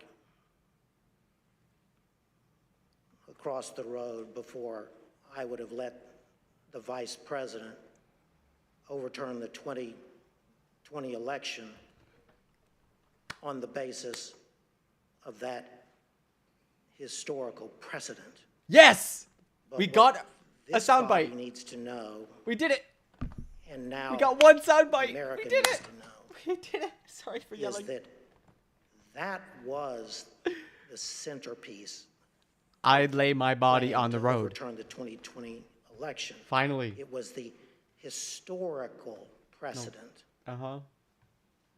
in the years and with the vice presidents that I named, Wow, that took forever. as Congressman Raskin understands well. Oh, yeah? And Oh, this is brutal. This is pain. the effort by Mr. Eastman and others was to drive that historical precedent Uh-huh. up to and under that single sentence, single pristine sentence Pristine. He's in fucking the mad. 12th Amendment He's to so the United States Constitution, fucking big mad. taking advantage of, if you will, what many have said is the inartful wording of that sentence in the 12th Amendment. Please stop. Please stop. It's too slow. Scholars before 2020 would have used that historical precedent to argue not that Vice President Pence could overturn the 2020 election Yo, I love language. by accepting non-certified state electoral votes. This judge is raw But dogging they would have English made arguments in front of millions as of people. to some substantive, not merely procedural, authority possessed by the Vice President of the United States on the statutorily prescribed day for counting the Electoral College votes. This is It's funny because we were following the complexity before, but as soon as this guy is talks, constitutional mischief. there you go, another Judge, soundbite. I think that's a good point. And Yes, I think interrupt it kind him. of begs the question that if the vice president had this power to determine the outcome of a presidential election, why hasn't it ever been used before? Why hasn't that ever happened? Why hasn't a vice president simply rejected the outcome of an election and declared someone else the winner? That's a rhetorical Instead, question. as the chairman mentioned in his opening, for over 2 centuries, vice presidents have presided over the joint sessions of Congress in a purely ceremonial role. Oh, let me. This move even my, includes, as sorry. Mr. Jacob mentioned, Vice President Al Gore. For those of us who are old enough to remember, the 2000 election came down to one state, Bush v. Florida. Gore. There were weeks of recounts and litigation after the election, and Al Bush v. Gore conceded. Gore.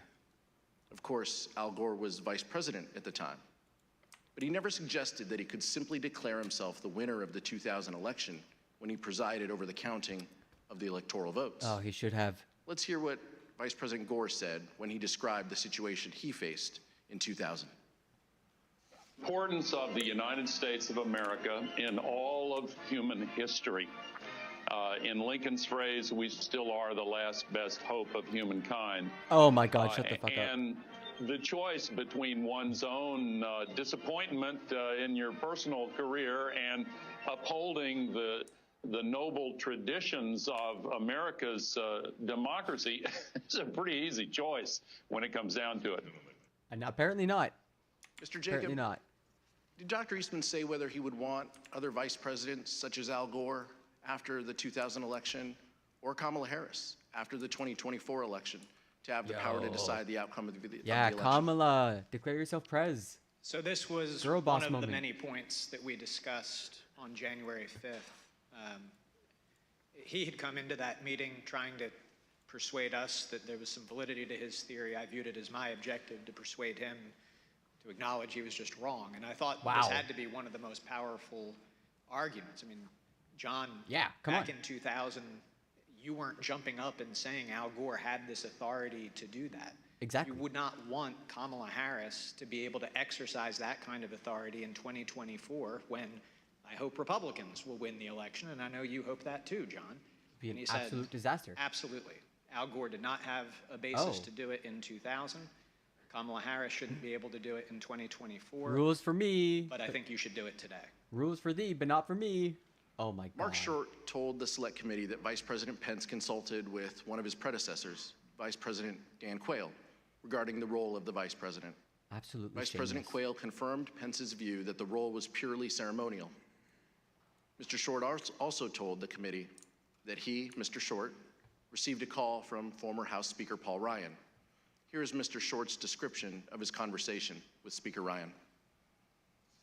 Speaker Ryan wanted to call and say, you know, you don't have any greater authority. And I said to him, Mr. Speaker, you know, Mike, you know he doesn't, you know he recognizes that. And we sort of laughed about it, and he said, I get it.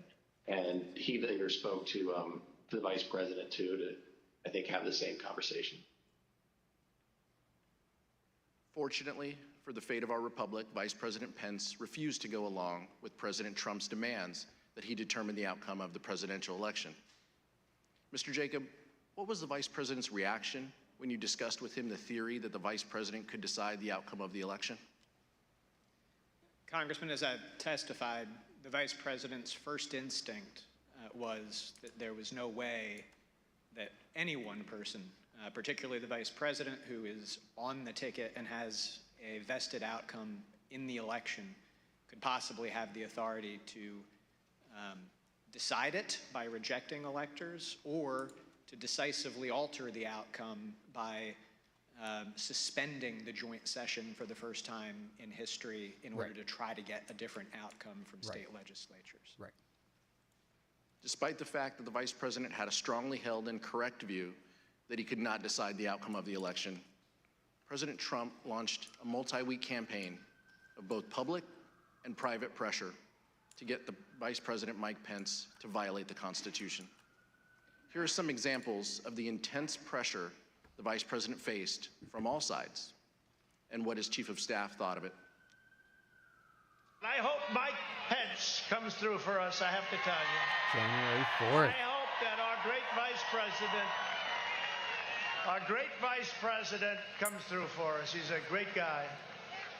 Of course, if he doesn't come through, I won't like him quite as much. Was it your impression that the Vice President had directly conveyed his position on these issues to the President, not just to the world through a Dear Colleague letter, but directly to President Trump? Many times. And had been consistent in conveying his position to the President? Very consistent.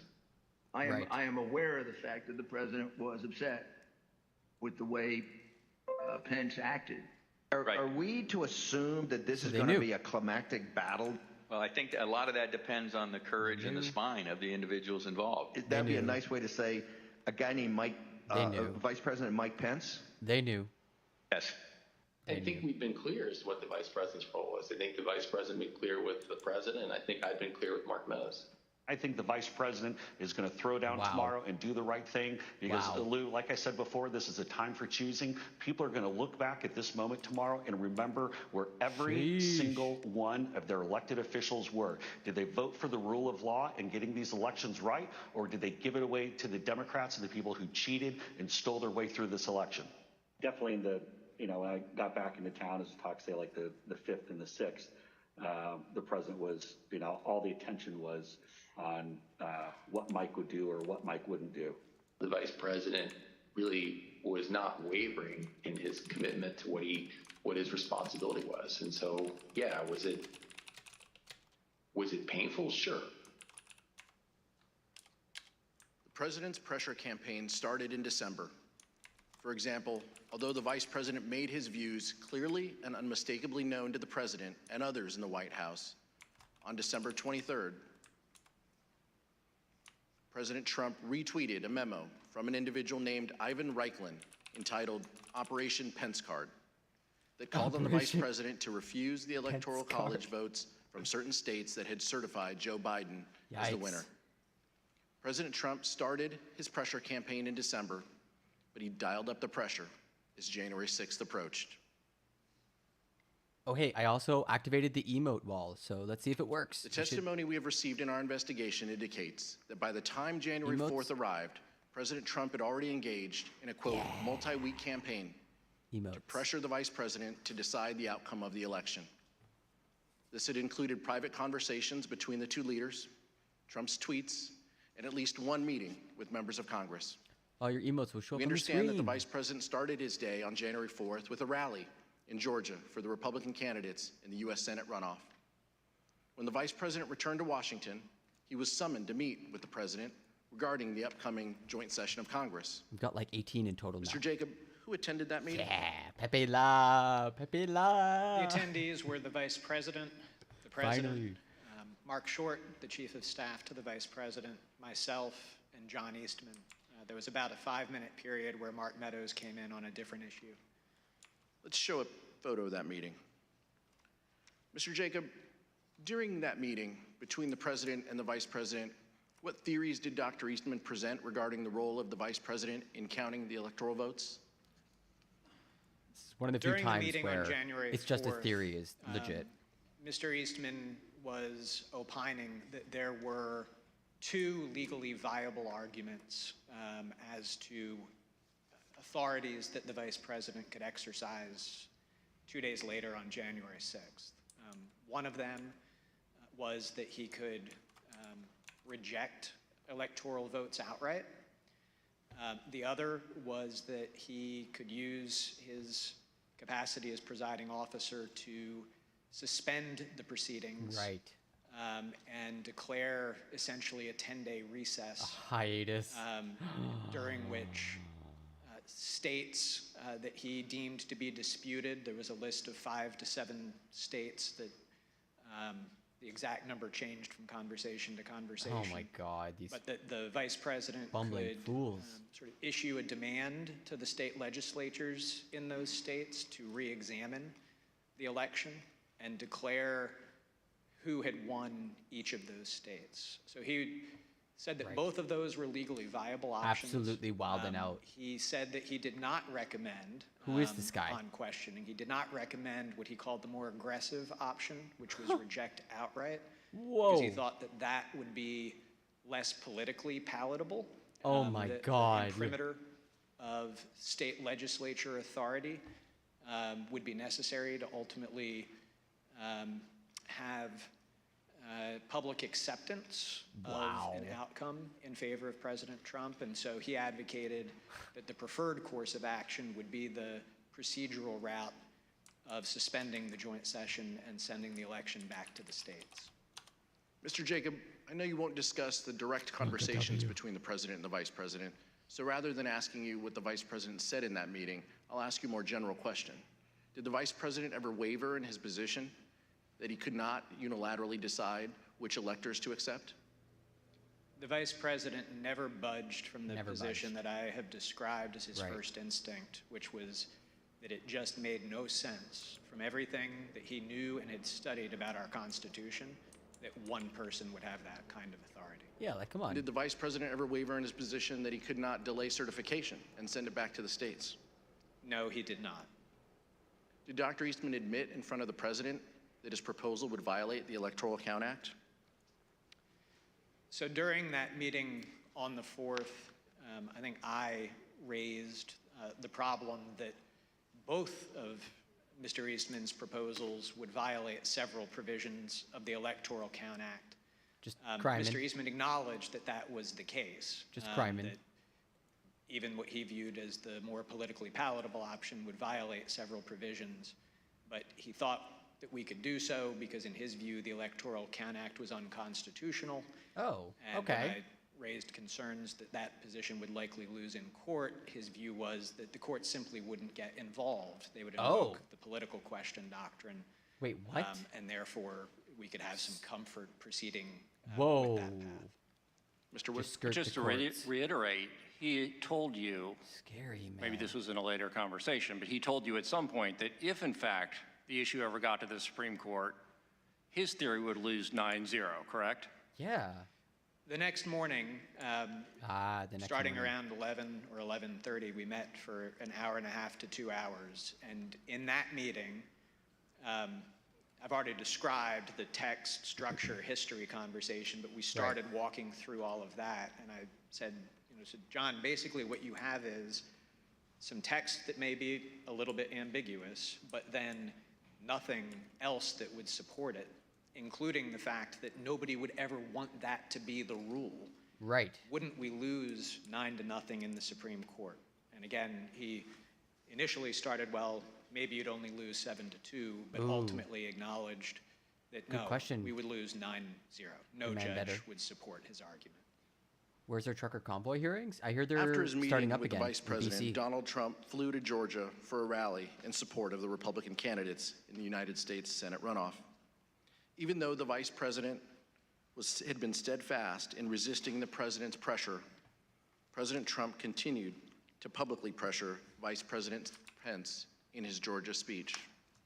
Rather than focusing exclusively on the Georgia Senate runoff, Trump turned his attention to Mike Pence. Here's what the president said during that rally in Georgia. Yeah, January 6th was a better Pence comes through for us, I plan have to for tell the you. I hope that our great vice president Our great vice president comes through for us. He's a great guy. Of course, if he doesn't come through, I won't like him quite as much. Yikes! The thinly veiled threat. So the president had been told multiple times that the vice president could not affect the outcome of the election. Wow. But he nonetheless publicly pressured Mike Pence to do exactly that by saying, quote, "If he doesn't come through, I won't like him as much." Let's turn now to January 5th. Mr. Wood? Thank you. That morning, meaning January 5th, the president issued a tweet expressly stating that the vice president had the power to reject electors. Let's look at what the president wrote. Quote, "The vice president has the power to reject fraudulently chosen electors."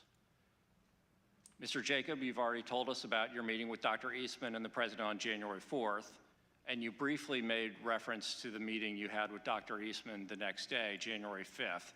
Can you tell us a little bit more about that meeting with Dr. Eastman on January 5th? For example, where was the meeting? Who was there? Right. So at the conclusion of the meeting on the 4th, the president had asked that, that our office meet with Mr. Eastman the next day to hear more about the positions he had expressed at that meeting, and the vice president indicated that sort of offered me up as his counsel to fulfill that duty. So we met in Mark Short's office in the executive office building across the way from the White House. Dr. Eastman had a court hearing by Zoom that morning, so it didn't start first thing, but rather started around 11. And that meeting went for about an hour and a half, 2 hours. Chief of Staff Mark Short was at that meeting most of the time. There were a few times that he left. And essentially, it was an extended discussion. What most surprised me about that meeting was that when Mr. Eastman came in, he said, "I'm here to request that you reject the electors." So what? On the 4th, that had been the path that he had said, "I'm not recommending that you do that." But on the 5th, he came in and expressly requested that. And I grabbed a notebook as I was heading into the meeting. I didn't hear much new from him to record, but that was the first thing I recorded in my notes, was request that the VP reject.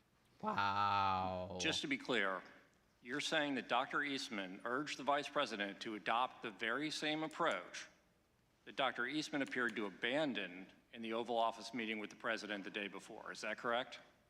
He had recommended against it the evening before, and then on the 5th came in, and I think it was probably his first words after introductions and as we sat down were, "I'm here to request that you reject the electors in the disputed states." Wow. And you referenced a moment ago some handwritten notes, which you've provided to the Select Committee. I'd now like to show you those notes.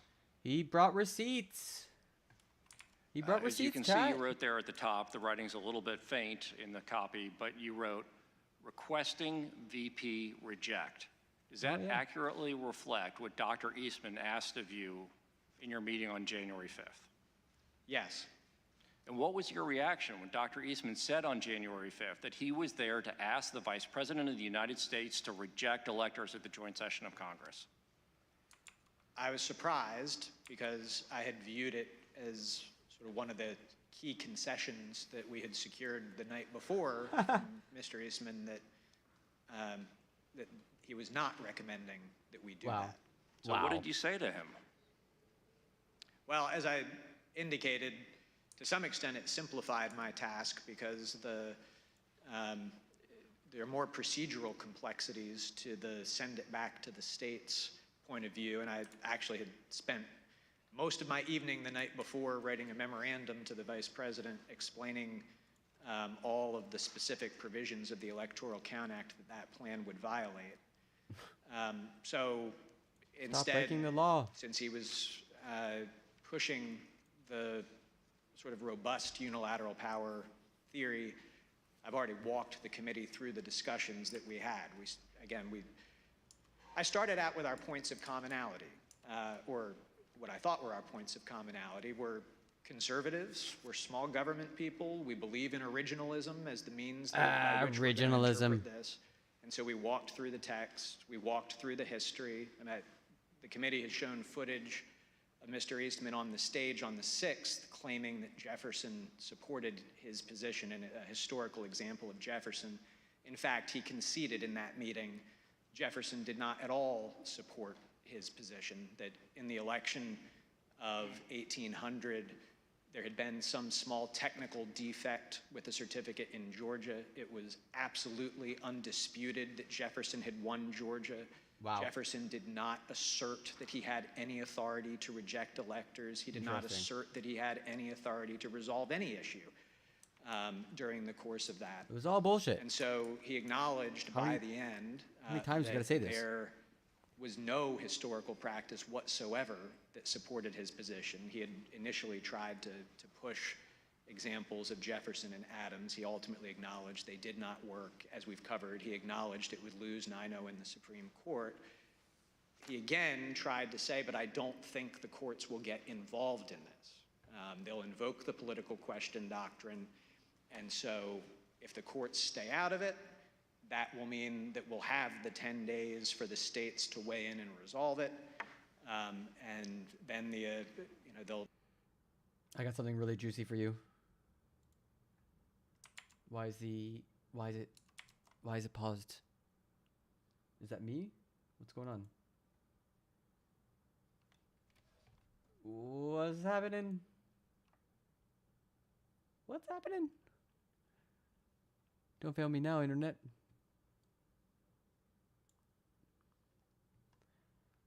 Leftist audio. Of the United States, and counterfactually, the Vice President of the United States saying that we've exercised authorities that constitutionally we think we have, by which we have deemed ourselves the winners of the election. You would have an opposed House and Senate disagreeing with that. You would have state legislatures that, to that point, I mean, Republican leaders across those legislatures had put out statements, and we collected these for the Vice President as well, that the people had spoken in their states and that they had no intention of reversing the outcome of the election. We did receive some signed letters that Mr. Eastman forwarded us by minorities of leaders in those states, but no state had any legislative house that indicated that it had any interest in it. So you would have had just an unprecedented constitutional jump ball situation with that standoff. And as I expressed to him, that issue might well then have to be decided in the streets. Holy shit. If we can't work it out politically, we've already seen how charged up people are about this election. Look at this shit. And so it would be Look at this a shit. disastrous situation. Ms. Cheney asked Dr. Eastman, do you believe that the violence on January 6th was justified? I plead the fifth.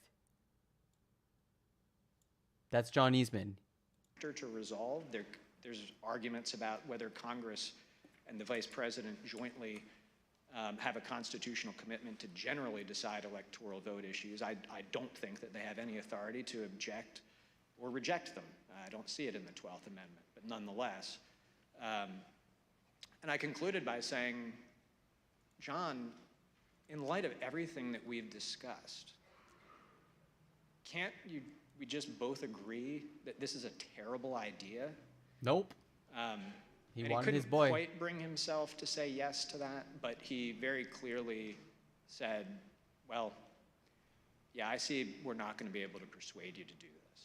And that was how the meeting concluded. Yikes.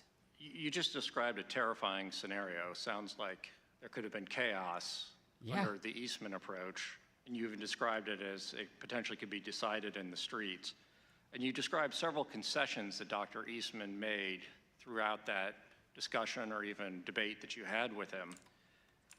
At some point during that meeting on January 5th, did Dr. Eastman seem to admit that both of the theories that he had presented to the United States the day before, so the theory that the vice president could reject electors outright and declare Donald Trump the winner, and his less aggressive theory that the vice president could simply send it back to the states.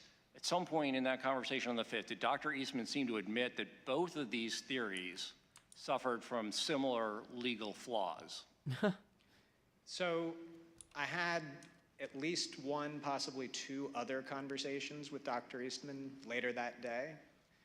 In the earlier meeting, we really were focused, because his request that he made had been reject the electors outright, on why that theory was wrong and why we certainly would not be doing that. Later that day, he pivoted back to, well, we hear you loud and clear, you're not going to reject.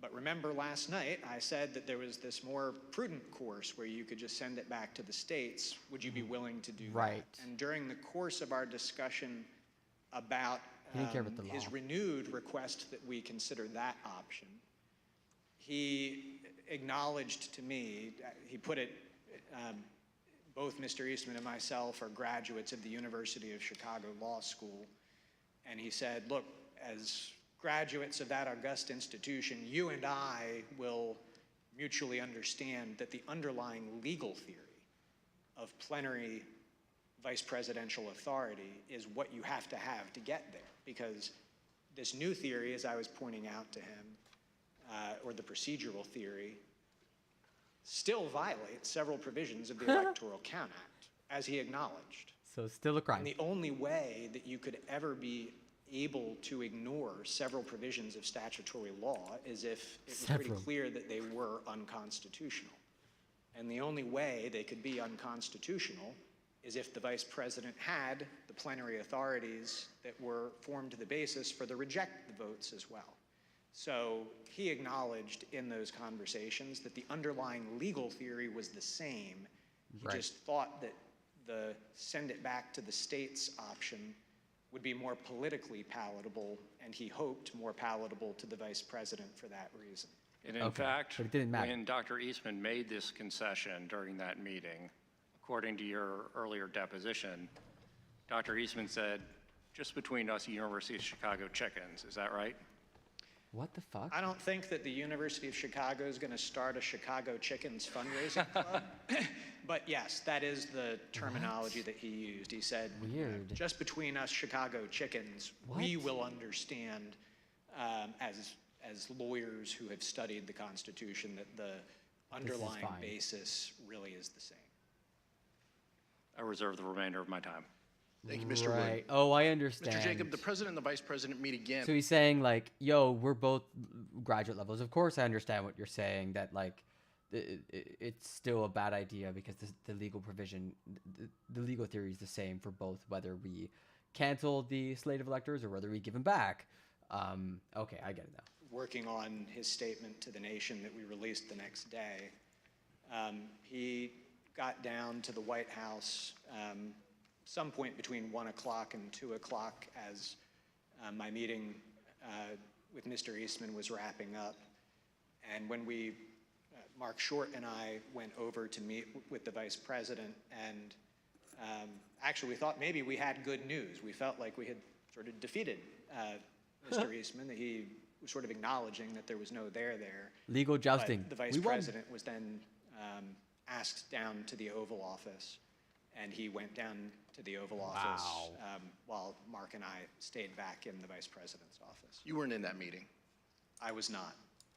In the book Peril, journalists Bob Woodward and Robert Costa write that the president said, quote, if these people say you have the power, wouldn't you want to? The vice president says, quote, I wouldn't want any one person to have that authority. Woo! The president responds, but wouldn't it almost be cool to have that power? The vice president is reported to have said, no, look, I've read this, and I don't see a way to do it. We've exhausted every option. I've done everything I could, and then some, to find a way around this. It's simply not possible. My interpretation is no. To which the president says, no, no, no. You don't understand, Mike.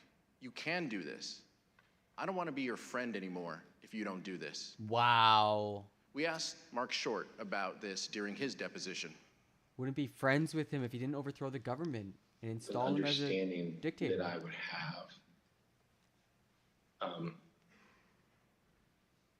In other conversations with the vice president, he articulated to me that no, he wouldn't want that power bestowed upon any one person.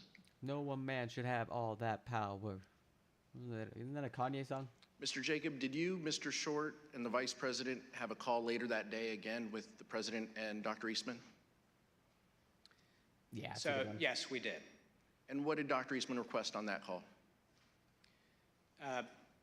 On that phone call, which I believe was around 5 o'clock that afternoon, Mr. Eastman stated that he had heard us loud and clear that morning. We were not going to be rejecting electors. Okay. But would we be open to considering the other course that we had discussed on the 4th, which would be to suspend the joint session and request that state legislatures re-examine certification of the electoral votes? Are we going in circles? That same day, January 5th, the New York Times ran a story about the disagreement between the president and the vice president about whether the vice president could determine the outcome of the election. Even though the New York Times story was indisputably correct, Donald Trump denied it. Nice. Trump issued a statement claiming that the vice president had agreed that he could determine the outcome of the election, despite the fact that the vice president had consistently rejected that position. Let's look at what the president said in his statement. He just fucking lied. He just straight up lied. The New York Times report regarding comments Vice President Pence supposedly made to me today is fake news. This is bad. This is He never said that. The Vice President and I are in total agreement that the Vice President has the power to act. Mr. Jacob, how did the Vice President's team react to the statement from the President that the Vice President could take an active role in determining the winner of the presidential election? We were shocked and disappointed because whoever had written and put that statement out, it was categorically untrue. Wow. Whoever wrote it and put it out. Vice President's Chief of Staff Mark Short had an angry phone call with Trump campaign senior advisor Jason Miller about this statement. Here's what Mr. Short and Mr. Miller told the committee about that call. Okay. Tell me about the conversation you had with Jason. It was brief. I was irritated and expressed displeasure that a statement could have gone out that misrepresented the vice president's viewpoint without consultation. The statement says the vice president and I are in total agreement that the vice president has the power to act. Is that incorrect? I think the record shows that that's incorrect. Yeah. I mean, we've been through many documents that clarify that this is not where the vice president was. Right. So essentially, the president's sending out a baldly false statement about being in alignment, purported alignment with the vice president, despite all of the predicate that you indicated had gone before about their respective positions. Is that effectively what happened? I interpret the statement as false. I'll let you figure out who sent it out. When Mark Short contacted you, he was upset. Is that what you said? He clearly was not pleased. Tell us what he said. What's the process for putting out a statement for a meeting where only 2 people were in the room? Did he ask you to retract the statement? No, I think it went right to what's the process for putting out a statement for a meeting when only 2 people were in the room. And he clearly disagreed with the substance, though, right? Because he said the vice president doesn't agree with this. Trying to think what exactly he said. I mean, the tone was very clearly that he used some language to strongly infer that the vice president disagreed with that take, but I don't remember what that language was. Did he dictate this statement? He dictated most of it. I mean, typically on these, I might have a couple of wording suggestions, or maybe I have a sentence or a rough framework or something of that. But I know with specificity on this one that it was me and him on the phone talking through it. Specificity. And ultimately the way this came out was the way that he wanted to. Right. The dispute between the president and the vice president had grown to the point where the vice president's chief of staff, Mark Short, was concerned that the president could, in Mr. Short's words, quote, lash out at the vice president on January 6th. In fact, Mr. Short was so concerned about it that he talked with the head of the vice president's Secret Service detail on January 5th. Here is Mr. Short. Concern was for the vice president's security, and so I wanted to make sure the head of the vice president's Secret Service was aware that that likely, as these disagreements became more public, that the president would lash out in some way. After the recess, we will hear that Mark Short's concerns were justified. The vice president was in danger. Mr. Chairman, I reserve. Woo! What a cliffhanger. Pursuant to the order of the committee of today, the chair declares the committee in recess for a period of approximately 10 minutes. Woo, baby. So, what you think? Huh? What you think so far? That was a bit of a sleeper fest. Chairman oh Benny Thompson God. calling for this short break in the hearing. Holy cow. Oh my God. Oh my God. Yeah, I don't know, man. Some of that stuff was bizarrely boring. I see why we're not only doing prime time. I can't believe just like how brutal that judge was. I was losing my head, and I normally can keep up, but like, woof, absolutely saying nothing. And may I also unpack this question that no one asked me, that I know is a tangent, and I will go on at length, but please let me put you at ease about how long this will take with this sentence about how long it might take. Like, oh God, no, please. How did he not like have his stuff ready and prepared? That's what I want to know. And also that that question where Dr. Eastman pleads the fifth on whether he thought the violence in January 6th was justified. Oh, that's not a good look. Oh yeah, that's right. He's a retired judge. He's no longer with it, right? He no longer has to do arguments or like actually like explain his legal rationale. He probably just like has let his mind go to absolute mush, complete mush. And he was going to be suggested by Ted Cruz, to go onto the Supreme Court. Be another Clarence Thomas, just kind of like not providing any oral arguments, just melting away into nothing. Just eats cookies with his grandkids. Yeah, legal theories with the kids. Yeah, I can only imagine. I want to see if there's like right wingers melting down, like that one we had in the chat. Oh my God, I looked into it. Oh fuck, I was having such a hard time keeping it to myself. But okay, so I looked into it, and Tilgen is another streamer. He's got 50 follows, and it looks like a 14-year-old boy. Okay, like literally just a young prepubescent child, and streams like Call of Duty and LOL and all the most toxic games. Holy cow, I wish he had stuck around. Or we got to get the Pet the Chud emote. Oh my goodness, like geez, just melting so hard in the chat. It's just like, oh God, I wish I could have some fun in the chat, trolling with you, but we're trying to actually listen to whatever the hell this is about. Yeah, that was absolutely crazy.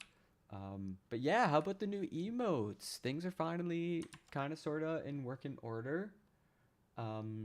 It's pretty sweet. I'm pretty happy about that. I think I have a clip of the Fear Show. Did we watch any of that? We watched the one from like their promo, but did we check out the one I put up on Instagram If you're not following me on Instagram, you should be following me on Instagram. I'm putting things there now for some reason. It was fucking wild. It was so crazy. It was so crazy. I'm calling it post-rock poetry. It was next level. Let's take a watch. This is definitely worth tuning in for. Yeah, I had an absolute blast. But listen to this. It's off the chains. Who on earth gets to have a living being, a projection? Is it neither material nor immaterial or both? Oh, yo, thanks for the follow, Edward. Welcome to the stream.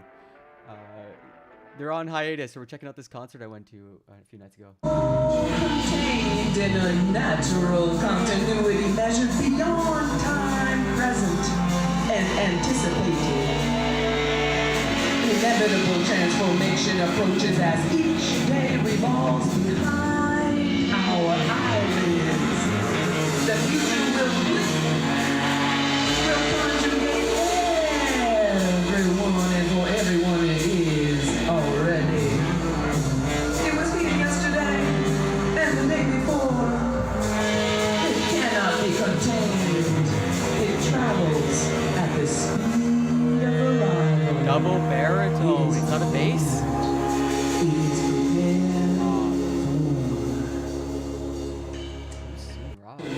Who is Sun Ra?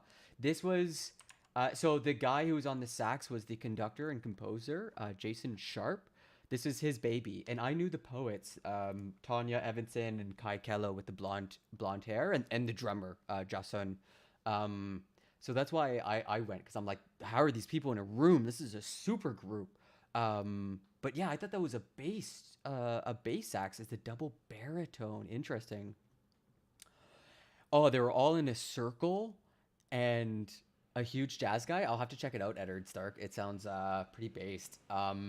One of the craziest things I saw was the sheet music, and the solo for the sax was, I kid you not, on like normal sheet music, a jagged line. Just a jagged line. And when he was playing it, it's like really fast and loose, really like barely hitting the note and swooping back up. And there was two electric violinists and a steel guitar. So like the clip we saw was the shortest one. It was the only one I was comfortable like putting up without their permission. I'm just gonna like ask for like the longer ones. I took like solid 10-minute clips.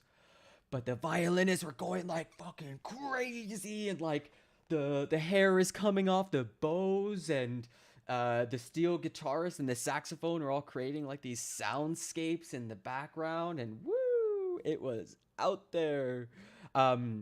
Fear, F-Y-E-A-R, is the band, and it was like a one-off. They should be putting out a bunch of videos because they like recorded it, and they're like doing festivals, maybe some tours, but it was really just kind of a one-off. I asked them about it, and they just wanted to get it out there, I guess, and have a show. They only did the one. It was crazy. The room was packed, and if you notice, they're not even on the stage. Like there's so much like there that they had to be down on the stage just because of the two drum sets alone. But yeah, it was honestly extremely inspiring. I ended up chatting with Kai and Tanya for quite a while, and it was really based. But let's go back to the hearing. Had broken away from George III and declared him to be a tyrant. There was no way that they would have put in the hands of one person the authority to determine who was going to be president of the United States. This already happened. happened. We went to history. We examined every single electoral vote Okay, there's count still... that had. Yeah, we just listened to this. So that's just them sort of presenting it. But yeah, it was really cool.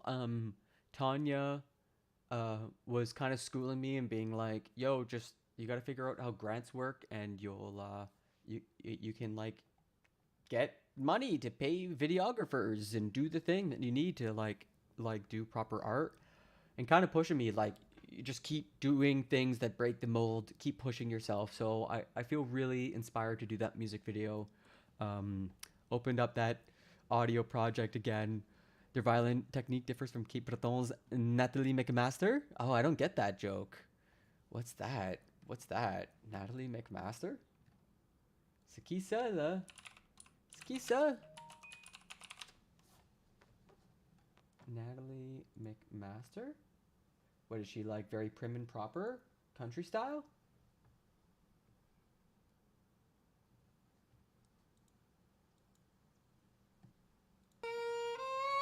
Playing the Cape Breton fiddle. There she is.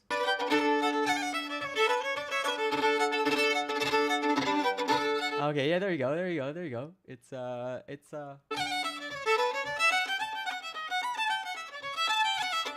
yeah, this is very clean, very traditional. No, they were like going wild. Like, imagine how like guitarists are like, wow, wow, wow. They were like that on the thing, like it was all electric violin, so it was all piped through like a bunch of different like pedals, so it had really crazy sound.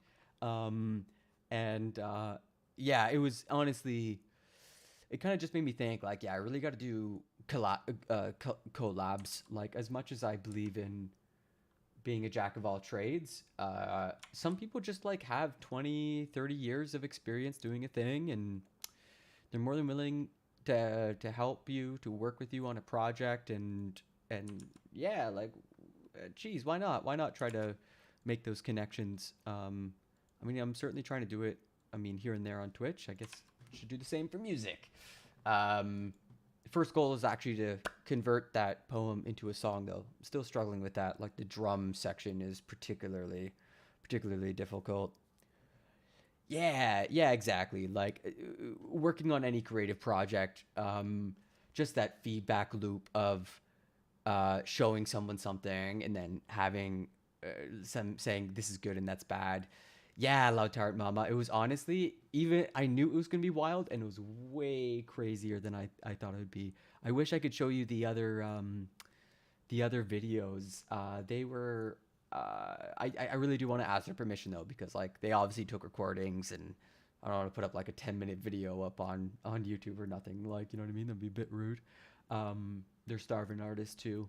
But generally, like what was so crazy about it for me was how the voices moved in and out of meaning making. Like, when we listen to someone talk, we're trying to understand what they're saying and like what the context is and what the content and whatever. But so often they got away from that and went just into like growls and whispers and talking intermittently. Like, at one point, there's this one sentence that was cut up and redone in a bunch of different ways, but they were also splitting up like the phonemes, like the word double has 2 feet. So they were like double, duh, and like passing back and forth, but really quickly. Oh my God, it was wild. Okay, committee hearing is happening. Things are happening. America is surviving the coup d'etat. Yeah, I really want to try to take my, I'm considering like not visiting family this year for the first time in 10 years, just to kind of work on Twitch, work on YouTube, and actually be serious about my creative rather than slapdash. And at the end of the day, the 3rd, 4th thing on my list after work, school, and poetry, like, oh man. Much. Okay, let's go. Gentleman from California, Mr. Aguilar, is recognized.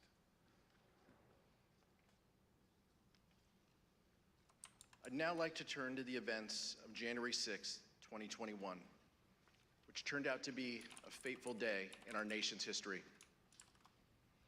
Despite the fact that the Vice President consistently told the President that he did not have and would not want the power to decide the outcome of the presidential election, Donald Trump continued to pressure the Vice President, both publicly and privately.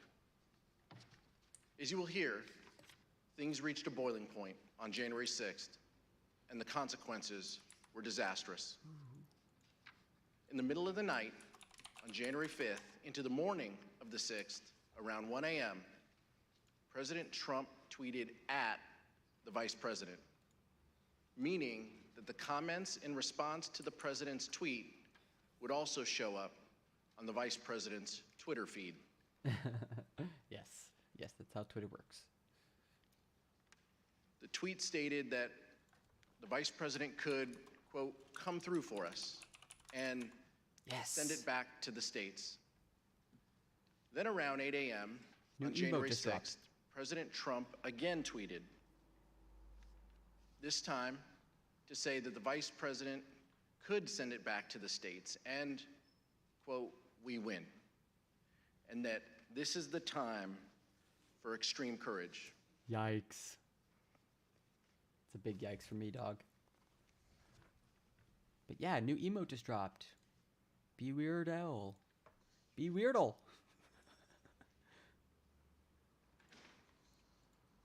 But only for subscribers. So subscribe and you can get access to cool emotes. Mr. Short told support the us channel. during his deposition, Ad. the vice president Ad over. started a meeting on January 6th in prayer. Here is what Mr. Short said. You arrived at the vice president's residence. As would often be the case, I recall that knowing it would be an important day, That's so we cute, gathered in prayer. And often that would be something the staff member would lead. So it would have just been at that time, I believe, the vice president, myself, Greg, and Chris. And we would have just asked for guidance and wisdom, knowing that the day was going to be a challenging one. Right. Mr. Jacob, did you go to the vice president's residences on the morning of January 6th? Yes. Who else was with you? Mark Short, Devin O'Malley, our communications director, and Chris Hodgson, our legislative affairs director. And did the vice president have a call with the president that morning? He did. Were you with the vice president during the call? So we had been putting the vice president had finalized his statement overnight. So we were in the help us, process of Deebs. proofing it so that we could get that out. How's it going, Cross? And we were told that a call had come in from the president. The vice president stepped out of the room to take that call, and no staff went with him. The president had several family members with him in the Oval that morning for that call. I'd like to show you what they and others told the Select Committee about that call, along with never-before-seen photographs of the president on that call from the National Archives. It was very odd. It was very odd because they had this judge who spoke really slowly. Somebody called me and said Incomprehensible. that the family and others were in the Oval Also new emotes. and knew I want to come up. So I went upstairs. And who do you recall being in the Oval Office? Don Jr., Eric, Laura, Kimberly, I believe Meadows was there. At some point, Ivanka came in. It wasn't a specific, formal discussion. It was very sort of loose and casual. So then you said at some point there's a telephone conversation between the president and the vice president. Is that correct? Yes. When I entered the office the second time, he was on the telephone with who I later found out to be was the vice president. Could you hear the vice president or only hear the president's end? Only heard the president's end. And at some point, it started off as a calmer tone and everything, and then became heated. The conversation was, Of course. was pretty heated. I think Nice till cut. it became Nice somewhat, cut. louder tone. I don't think anyone was paying attention to it initially. Did you hear any part of the phone call, even if just the end that the president was speaking from? I did, yes. All right, and what did you hear? So as I was dropping off the note, my memory, I remember hearing the word wimp. Either he called him a wimp. I remember if he said, "You are a wimp, you'll be a wimp." Wimp is the word I remember.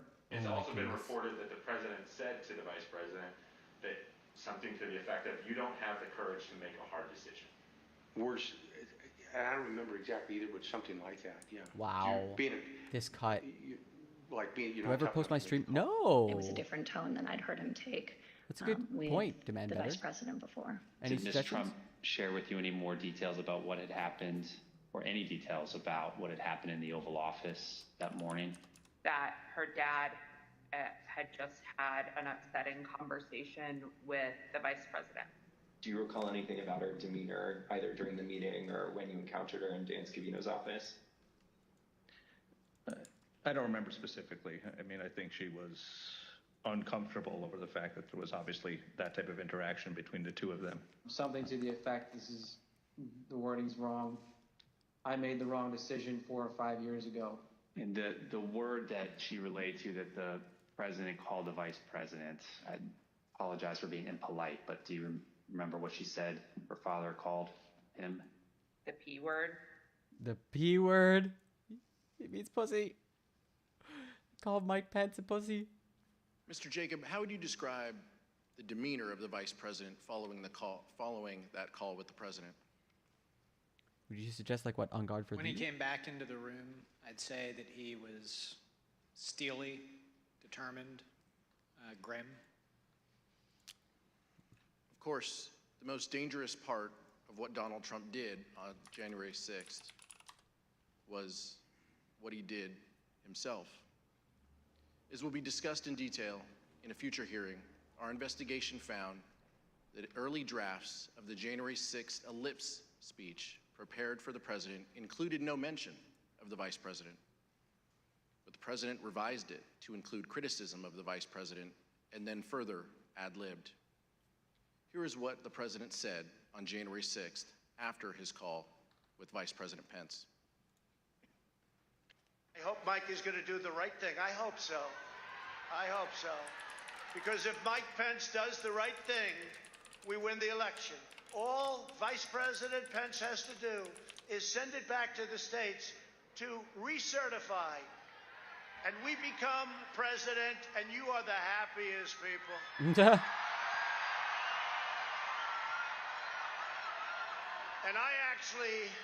I just spoke to Mike. I said, Mike, that doesn't take courage. What takes courage is to do nothing. That takes courage. And then we're stuck with a president who lost the election by a lot, and we have to live with that for 4 more years. We're just not going to let that happen. And Mike Pence is going to have to come through for us. Dang. And if he doesn't, that will be a sad day for our country. Crazy, man. And they want to recertify their votes.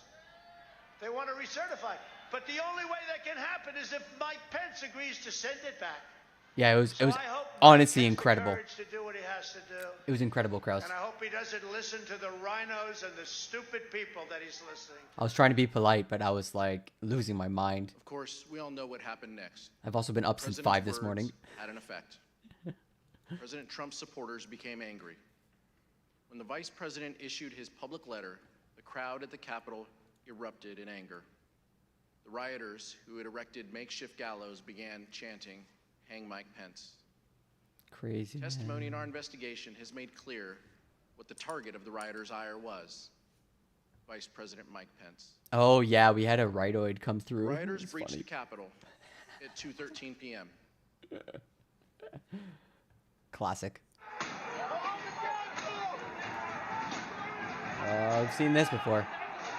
Yeah, it wouldn't be a be weird political protest. It wouldn't be a be weird political stream without some right winger coming through, melting down like a snowflake for everyone to see.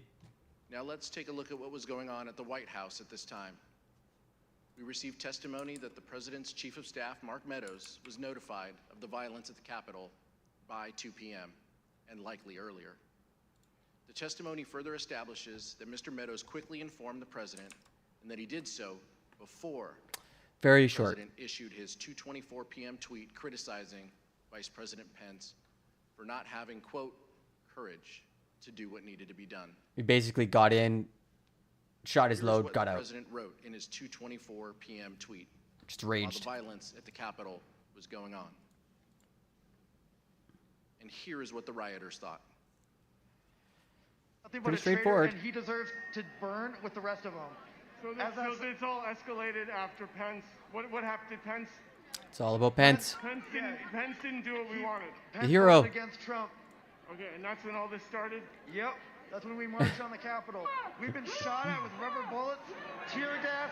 We just heard that Mike Pence is not going to reject any fraudulent. Whoa.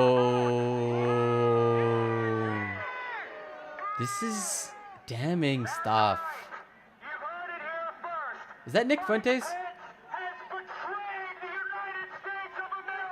Yo, treason.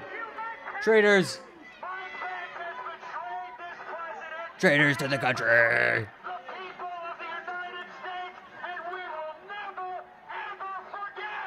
I can yell louder than you, so I must be more right. It's real simple. Pence betrayed us. Uh-oh. Which apparently everybody knew he was going to, and the president mentioned it like 5 times when he talked. Right. You can go back and watch the president's video. This is our capital. Let's be respectful to him.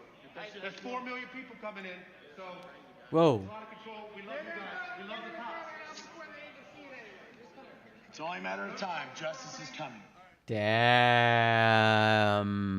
Although the president's chief of staff, Mark Meadows, has refused to testify before this committee, Mr. Meadows' aide, Ben Williamson, and White House Deputy Press Secretary Sarah Matthews testified that Mr. Meadows went to the dining room near the Oval Office to tell the president about the violence at the Capitol before the president's 2:24 p.m. tweet.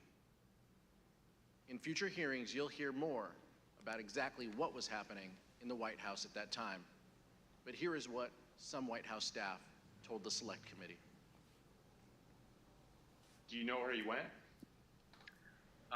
Yes, I followed him down the hallway, and I followed him into the outer Oval corridor, which is the hallway between the Oval Office hallway and the outer Oval section of the Oval Office. I followed him into that little corridor hallway. I saw him walk into outer Oval. I maybe took a step into outer Oval and then left.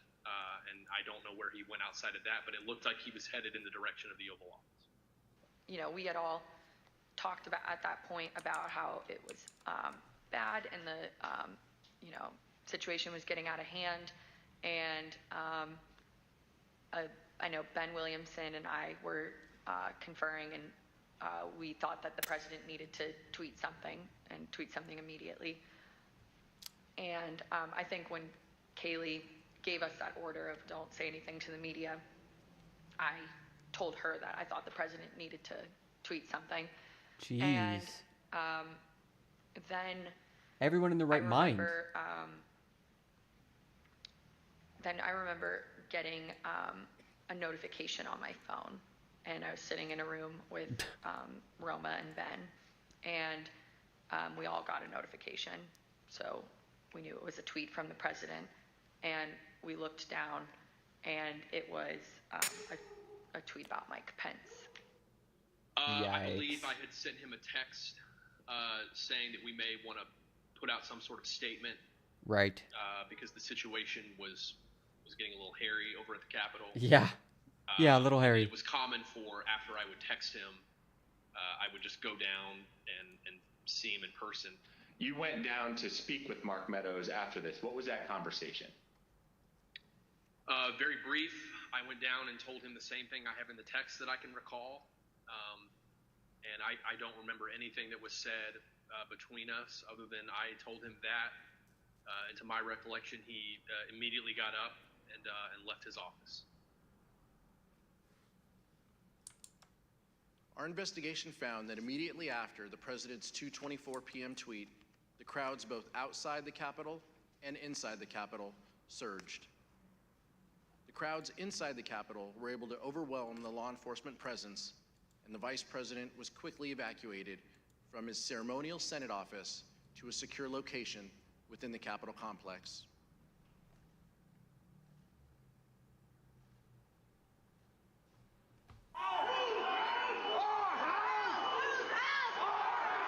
By 2:24 p.m., the Secret Service had moved Vice President Pence from the Senate chamber to his office across the hall. And that's where we Noise from the saw him rioters became cowering. audible, at which point we recognized that maybe they had gotten into the building.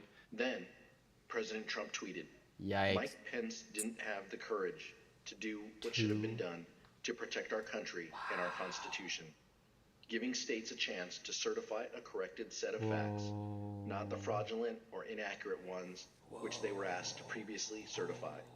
USA demands the truth. 2:24 p.m. It was clear that it was escalating and escalating quickly. Sent a message to his soldiers.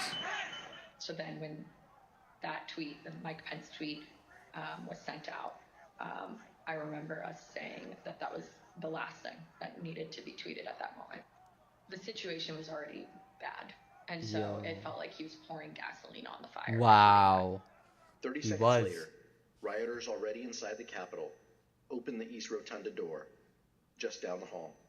And just 30 seconds after that, rioters breached the crypt, one floor below the vice president. Yeah, we saw The Secret that. Service couldn't control the situation and do their job of keeping him safe. At 2:26 p.m., Wow. Secret Service rushed Vice President Pence down the stairs. Holy I think shit. they've been trying to figure out whether they had a clear route to get us to wherever it was that they wanted to move us to. We moved pretty quickly down the stairs and through various hallways and tunnels to the secure location. Upon arriving there was further discussion as to whether or not we were going to leave the Capitol complex or stay where we were. Yeah, this is fucking Vice wild. President Pence and his team ultimately were led to a secure location where they stayed for the next 4.5 hours. 4.5 hours. Barely missing rioters a few feet away. Oh, that must have been that picture of them. That must be this Approximately picture. 40 feet. That's all there was. 40 feet between the vice president and the mob. Oh. Mr. Jacob, you were there, seeing that for the first time. Does it surprise you to see how close the mob was to the evacuation route that you took? Jesus. 40 feet is the distance from me to you, roughly. Whoa! That's right, eh?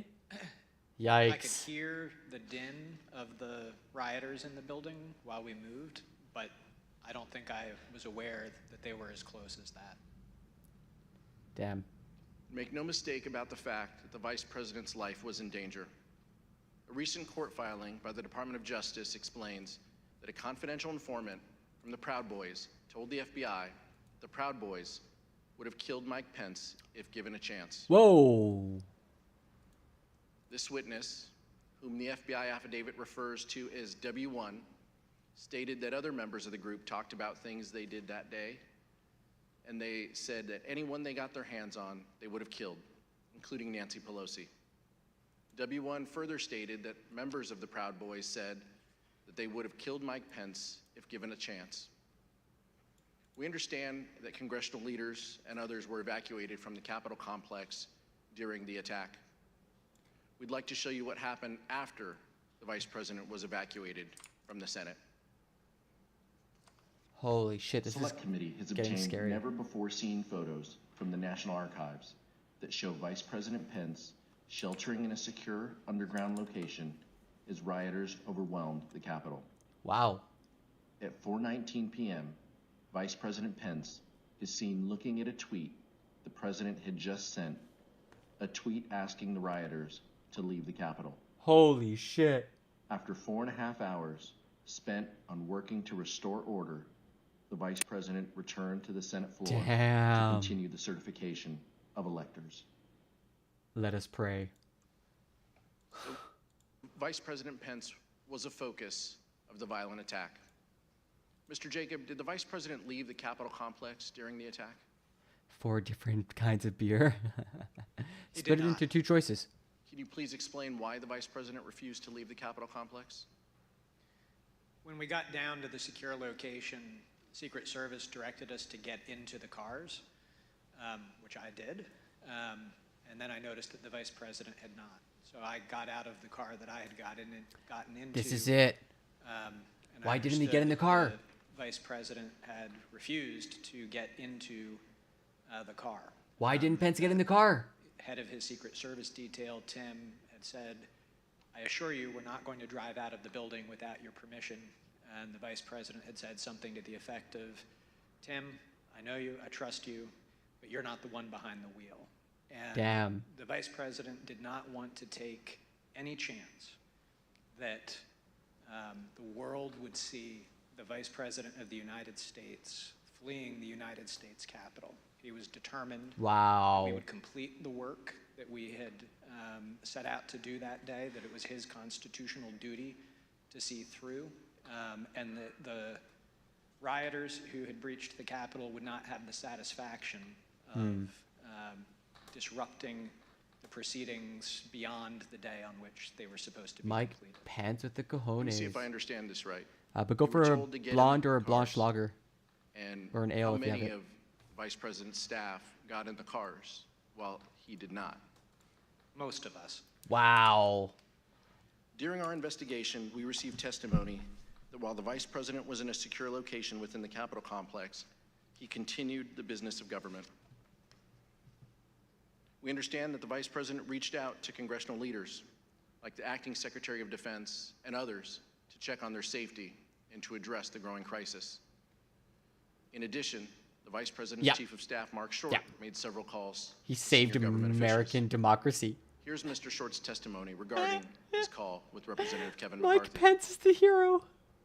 Fucking Mike Pence and Liz He Cheney. indicated that he had had Jesus. some conversation. I don't recall whether it was with the president or with somebody at the White House, but I think he'd expressed frustration that not taking the circumstance as seriously as they should in that moment. All right, so Mr. McCarthy indicated he'd been in touch with someone at the White House, and he conveyed to you that they weren't taking this as seriously as they should.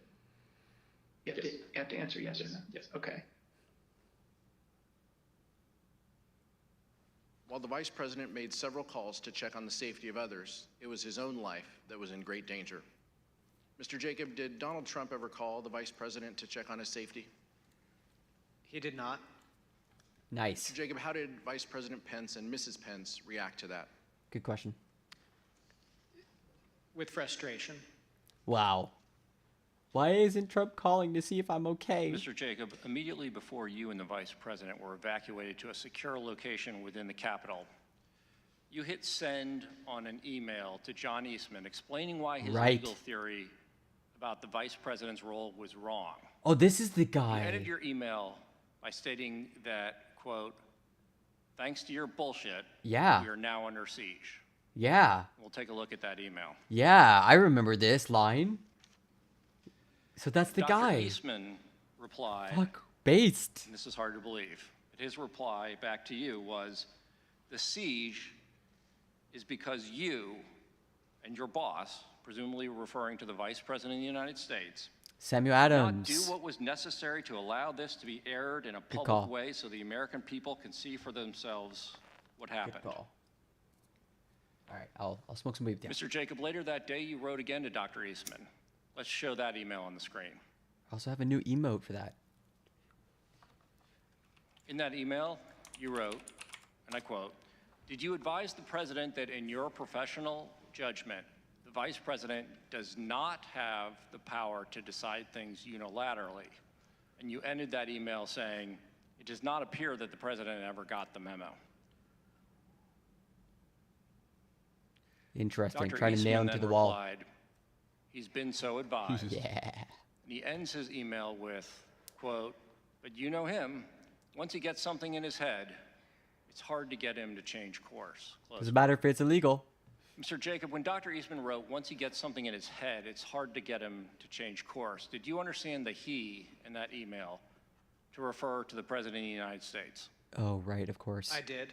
Yeah, that's a good question. And Mr. Jacob, did you hear from Dr. Eastman further after the riot had been quelled? And if so, what did he ask? Late that evening, after the joint session had been reconvened, the vice president had given a statement to the nation saying that violence was not going to win, freedom wins, Oh, yeah. and that the people were going to get back to doing After the their fact. work. Later that evening, Mr. Eastman emailed me to point out that, in his view, the vice president's speech to the nation violated the Electoral Count Act. Wow, what a piece The of shit. Electoral Count Act Act had been violated because Wow. debate on Arizona had not been completed in 2 hours. Oh my Of goodness. course, it couldn't be since there was an intervening riot of several hours. Fucking Christ. And that the The speeches shamelessness. that the majority and minority leaders had been allowed to make also violated the Electoral Oh, Count of Act course. because they hadn't been counted against the debate time. And then he implored me, now that we have established that the Electoral Count Act isn't so sacrosanct as you have made it out to be, Jesus. I implore you one last time, can the Vice President please do what we've been asking Oh him my to do God. these last 2 days? Suspend the joint session. That's send fucked it back up. to the states. That's fucked up. And we'll show you the text of that email, which Dr. Eastman wrote at 11:44 p.m. on January 6th. For real? After the attack on the Capitol and after law enforcement had secured the Capitol, he still wrote, as you described, The gall. so now that the precedent has been set that the Electoral Count Act is not quite so sacrosanct as was previously claimed, I implore you to consider one more relatively minor violation and adjourn for 10 days to allow the legislatures to finish their investigations. Listen, I know the massive Even crime after of the attack people on the Capitol had been rioting. quelled, Dr. Eastman Oh. requested, in writing no less, In writing. that the Vice President violate the law by delaying the certification and sending the question back to the states. Is that correct, Mr. Jacob? Good question. It is. Let's see. Did you eventually share Dr. Eastman's proposal with Vice President Pence? Not right at that time because the Vice President was completing the work that it was his duty to do. But a day No or two later, back criminal at the White charges. House, I did show him that final email from Mr. Eastman. And what was Vice President Pence's reaction when you showed him the email where Dr. Eastman, after the attack on the Capitol, still asked that the Vice President delay certification and send it back to the states? He said, that's rubber room stuff. I'm sorry, Mr.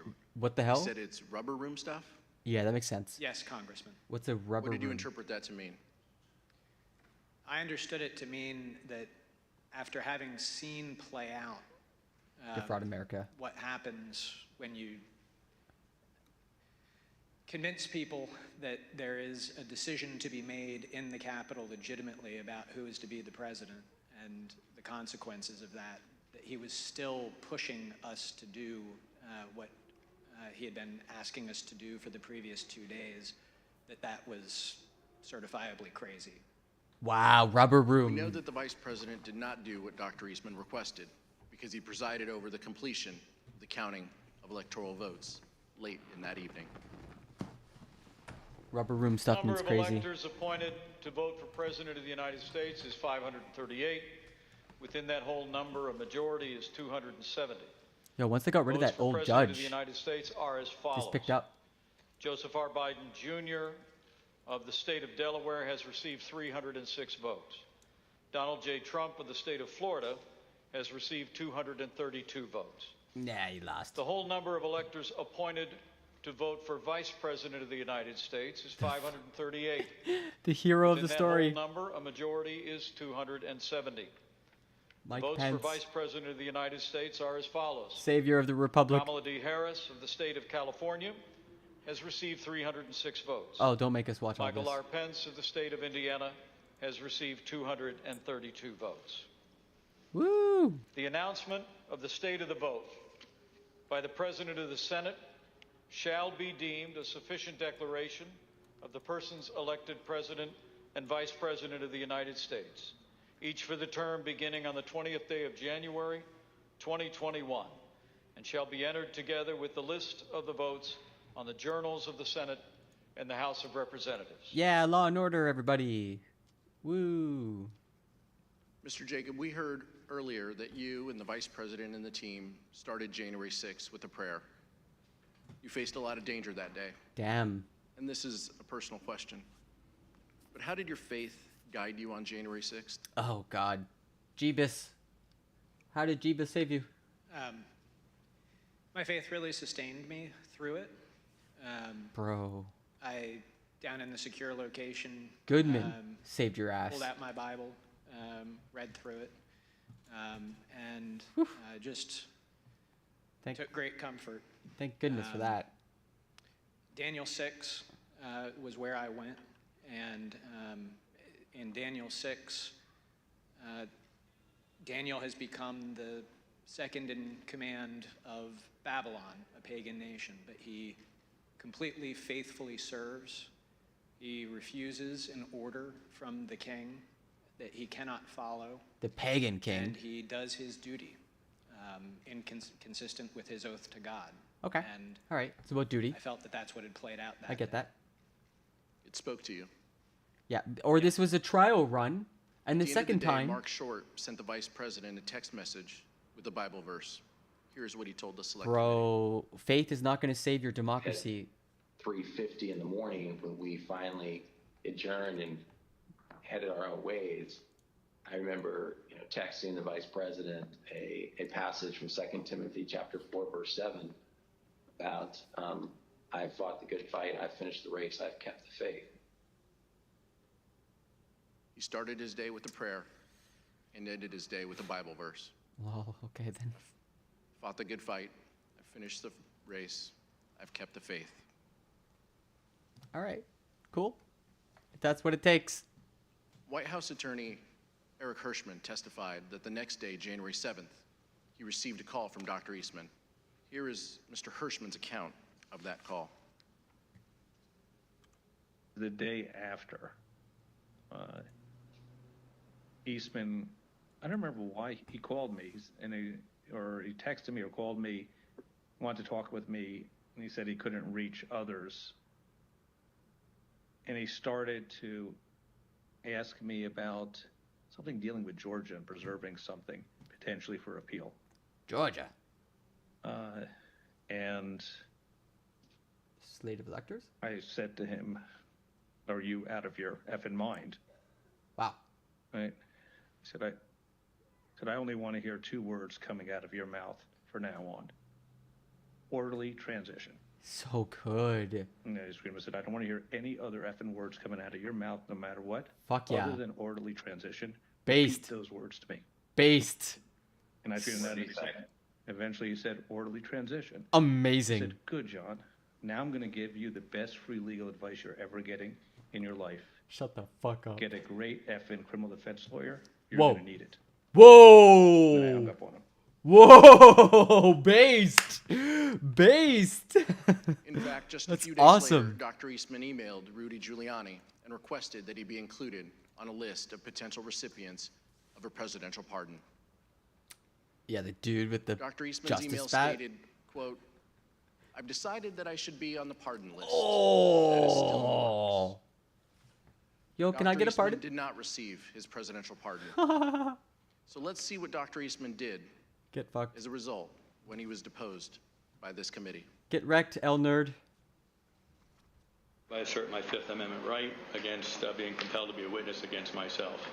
Did the Trump legal team ask you to prepare a memorandum regarding the vice president's role in the counting of electoral votes at the joint session of Congress on January 6, 2021? I invoke my fifth. Dr. Eastman, did you advise the President of the United States that the Vice President could reject electors from 7 states and declare that the President had been reelected?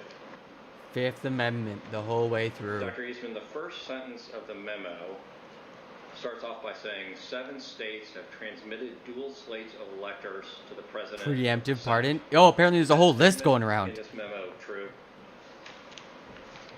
Fifth. President Trump authorized you to discuss publicly on January 4th, 2021. Yeah, that was a crime, remember? Fifth. Yeah, definitely. Definitely want to be doing the fifth. So is it your position that you can discuss in the media direct conversations you had with the President of the United States, but you will not discuss those same conversations with this committee? Fifth. Fifth. Yeah, he'd be Dr. criming. Eastman pled the fifth 100 times. A hundo. Finally, let's hear from a federal court judge, the only one to date who has opined on whether the president was involved in criminal activity. Interesting.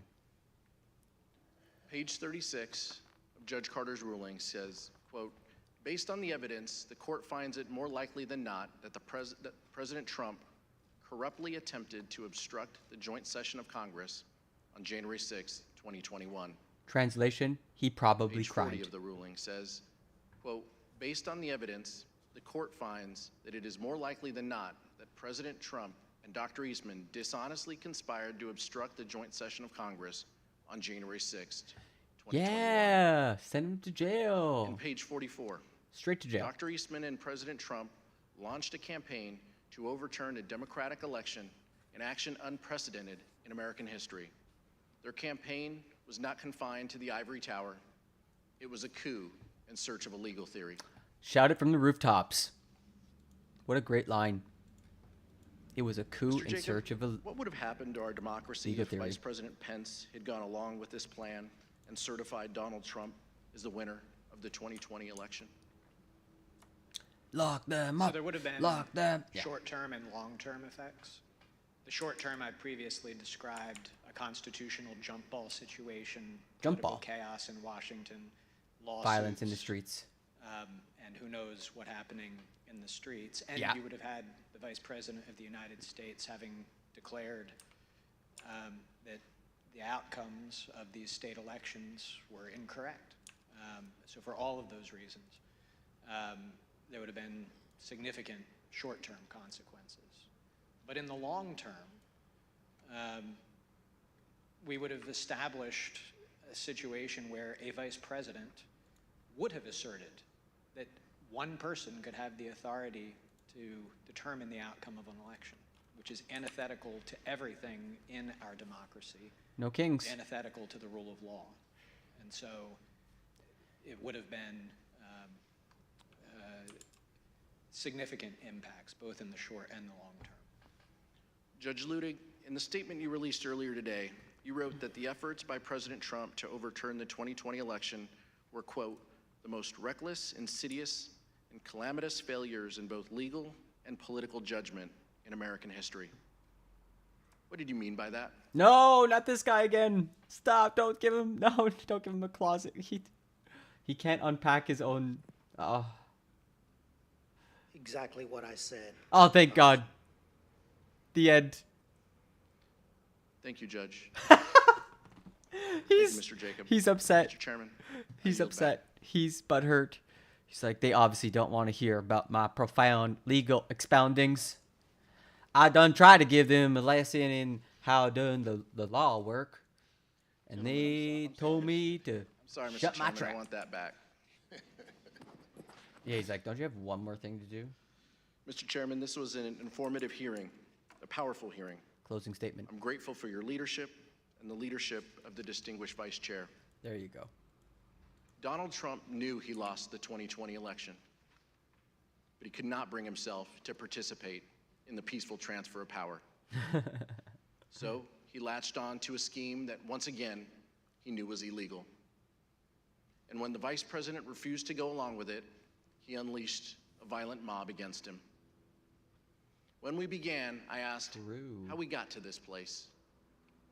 And I think the answer to that question starts with the fact that people in positions of power put their political party before their country. Looking at you, Cannot be Republicans. allowed to continue. I'll yield back now, Mr. Chairman. Thank you very much. There you go. Without objection, the chair recognizes the gentlewoman from Wyoming, Ms. Cheney, for a closing statement. Hey, we're bringing it Thank home. you very much, Mr. Chairman. Thank you to my colleague, Representative Aguilar, and thank you very much to our witnesses today, Mr. Jacob. A and Judge Ludig. non-toasted Thank you for Pop-Tart guy. being here with us. We have seen so far in our hearings that President Trump knew one with, that like, his not a claims full of a stolen election amount of were frosting. false. You have seen that he knew that Mike Pence could not legally refuse to count electoral votes. And you have seen what President Trump did to pressure Mike Pence into taking illegal action. Over the course of our next hearings, you will see information about President Trump's efforts, John Eastman efforts, the Trump legal team's efforts to apply pressure to Republican state legislatures, state officials, and others. Yeah, the coup moved to the states. Judge Carter has recently written, quote, Dr. Eastman's actions in these few weeks indicate that his and President Trump's pressure campaign to stop the electoral count did not end with Vice President Pence. Nope. It targeted every tier of federal and state elected officials. We will examine all of those threats, and we will examine the Trump team's determination to transmit materially false electoral slates from multiple states to officials of the executive and legislative branches of our government. We will examine the pressures put on state legislatures to convene to reverse lawful election results. Used to make things in that country.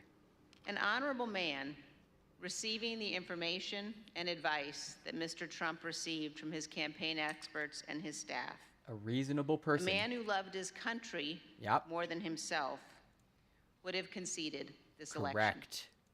Indeed, we know that a number of President Trump's closest aides urged him to do so. This committee will address all of these issues in greater detail in the coming weeks. Mr. Chairman, I yield back. Woo, we did it. Oh my God. Young lady yields back. Dang. Judge Ludick and Mr. Jacob, our nation owes you a great debt for your knowledge, Not you, Judge integrity, Ludick. and your loyalty to our Constitution. You were awful. You and Vice Mr. President Jacob. Pence Super based. are exactly the people our nation needed at a critical time. Maximus. You had the courage to do what was right. In the weeks leading up to January 6th, many people failed this test when they had to choose between their oath to the country or the demands of Donald Trump. But there were others who, like you, stood tall. The Law and in the Order face Party. of intimidation and So put lawless. our democracy first. They include the judges who rejected the bogus claims of election fraud, the senior Justice Department officials who stood up to Donald Trump, and the state officials whom we will hear from at our next hearing. We are deeply grateful to your courage and devotion to our country. There are some who think the danger has passed, that even though there were violence and a corrupt attempt to overturn the presidential election, the system worked. I The look system at it worked. another way. Our system nearly failed. Yes. And our democratic foundation destroyed. Cool. But for people like you, Good, you're making Judge that Ludick, point. I want to give you an opportunity to share your thoughts on the No. ongoing threat. No. You've written the clear and present Please danger stop. to our democracy.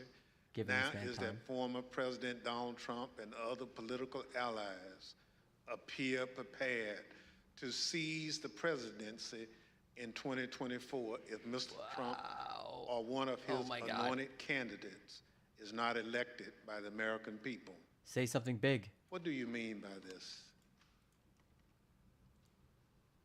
I mean what I said. Can't you read? Mr. Chairman, I'm honored beyond words by your Clearly. words. Clearly. I was honored on January 6, 2021. Then also honored beyond words Why on January 6th were you to have honored? been able to come to the aid of Vice President Mike Pence. All right. Uh-huh. I prayed that day, just like the Vice President prayed that day. I believe we may have prayed the same prayer to the same God. I prayed that same prayer with my wife this morning before I came into these hearings. Are you a judge or a priest? What is going on? This is supposed to be the closer. I have written, as you said, Chairman Thompson, Uh-huh. that today, almost 2 years after that fateful day Oh, in God. January 2021, Ah. that Yeah, still part turtle. Donald Trump and his allies and supporters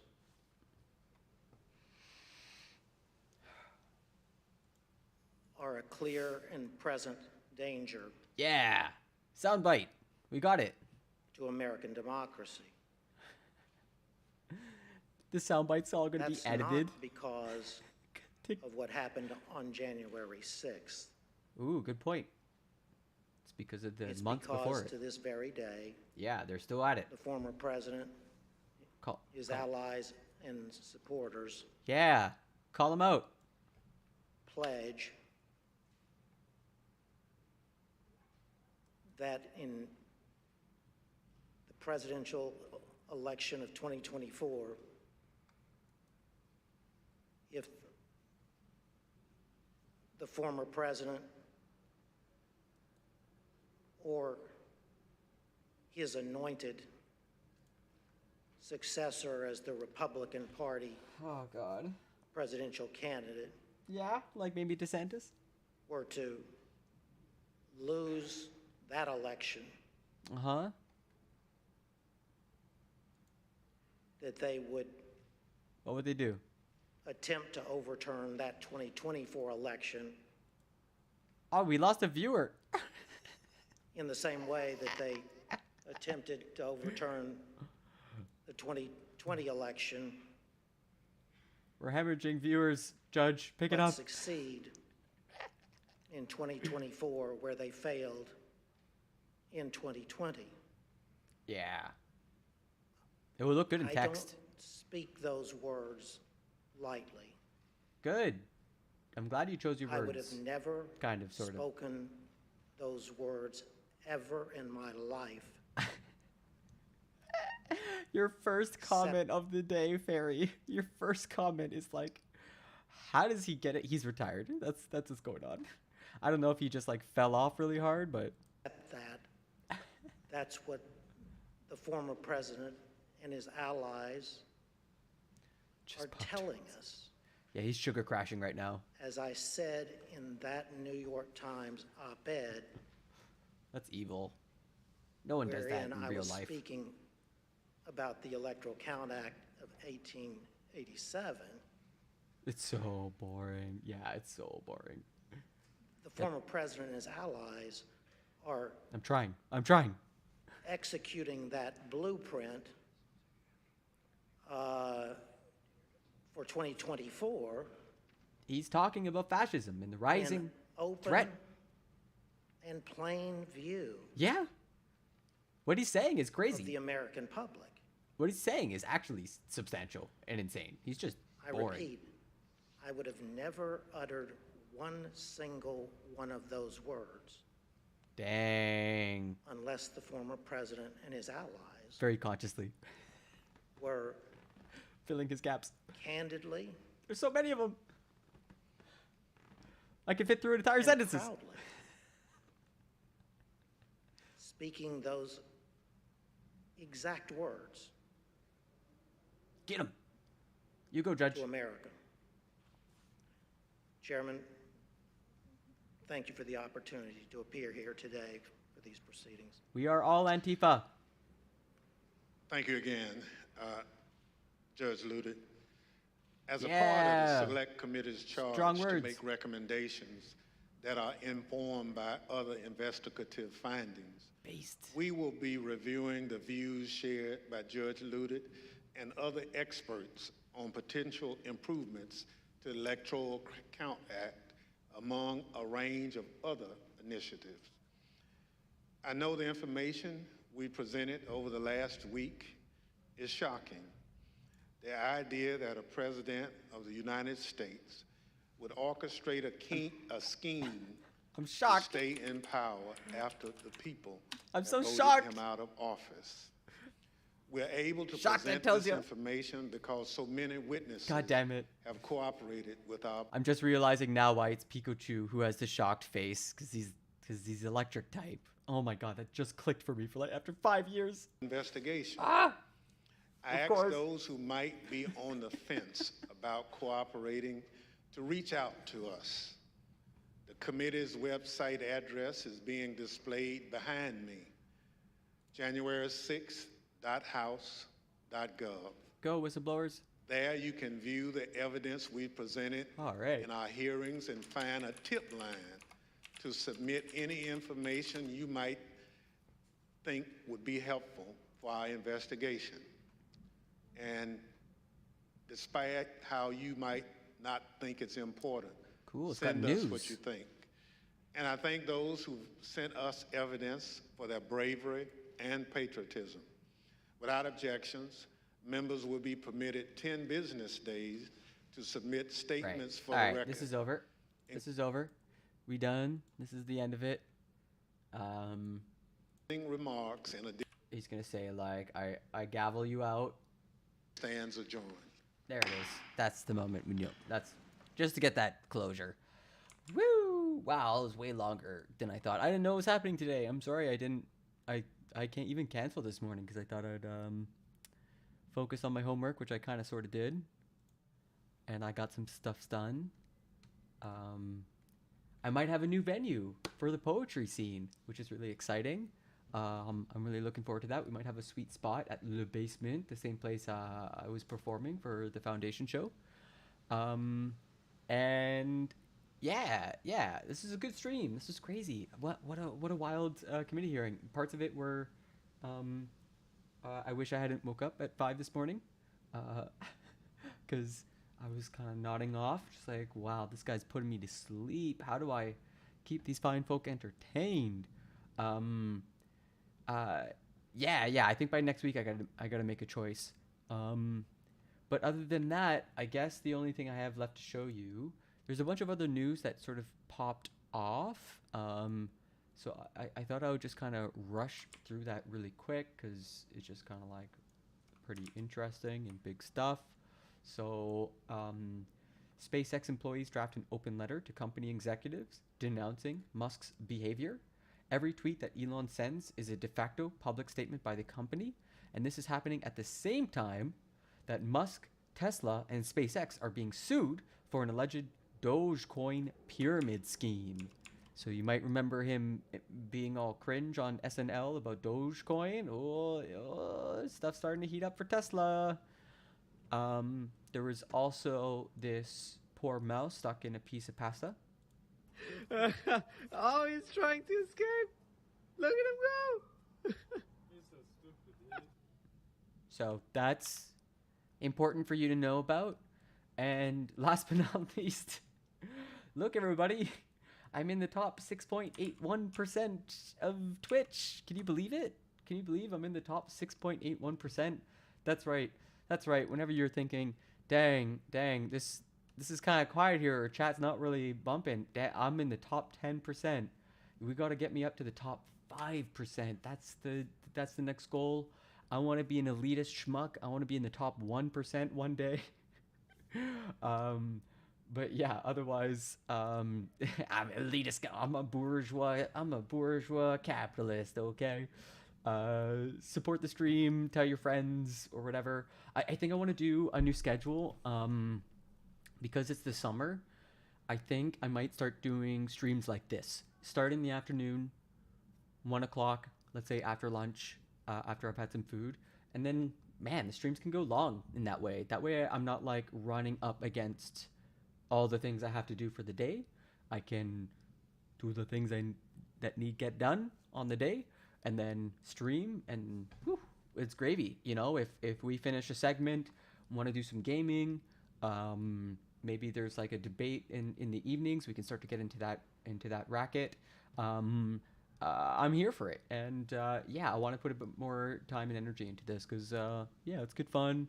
I'm gonna have more availability for it. I see it as part of the art making process, so I want to try to start bringing those two worlds a bit closer together, so that at least you as the viewer, you get some like lovely original music, and yeah, maybe hopefully some videos from like the Throw Poetry show that's going to be coming up, stuff like that.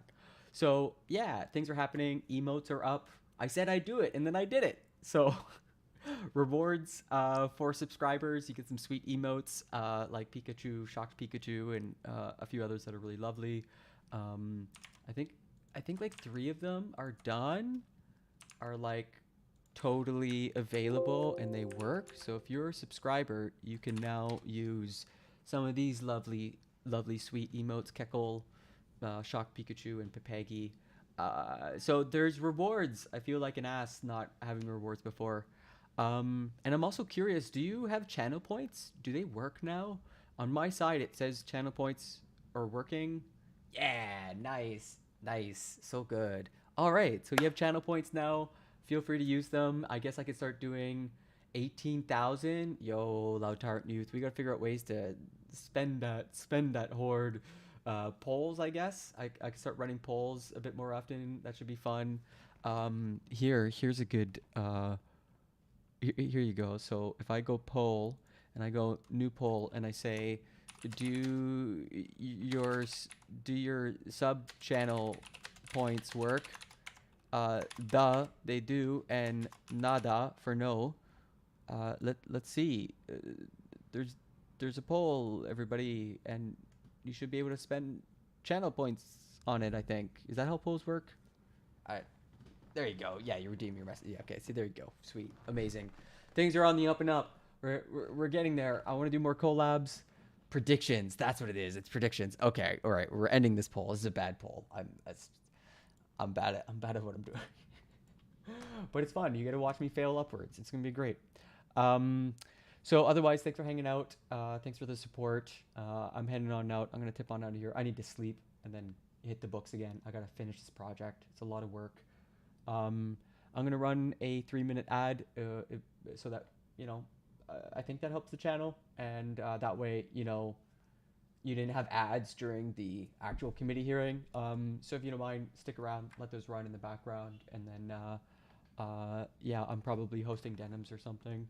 But otherwise, wait. This way smarter thing to do is to run the ad, and then we get to hang out. All the people who've subscribed get that sweet closing statements. The end of the good content. Yeah, no, thanks for hanging out, Loud Tyrant Mama. It's nice to see that you care enough about what your kid's doing to sort of like check in on the entertainment and find something you might like. Twitch is a bit of an odd space, that's for sure. I always have a harder time when I'm trying to promote my stream to people to mention Twitch. Nobody's really heard of it in like the real world. The value of sticking around for ads. I mean, yeah. I mean, for her, yeah. I mean, yeah. It's really, it's just a roundabout way of supporting me, essentially. Yeah. I wish there was a better model. I want to do this, but it's a lot of labor. It can't just be a labor of love. And when my stuff breaks, like my mic stand and stuff, I'm using it like every day. So I've definitely got it. No, that's great. That's great to see, Loud Tyrant Mama. I learn from my mom all the time, and vice versa. Like, it's definitely one of the things I cherish that I've cultivated is like a healthy relationship with my parents and able to sort of like talk about what I'm actually into, not sort of this like faux veneer of who I think my mom wants me to be, which I know is a trap that like happens to a lot of people, where like there's just, I don't know, there's like a sense of shame or whatever, and so like you just lose out on honesty over time, and oftentimes it's just because like the kid moves out and there's just space and distance and then eventually that accumulates and you're just not having those heart-to-hearts and stuff. So it's always really great to see. And if this is going to be a wholesome space, like that's the type of wholesomeness I want.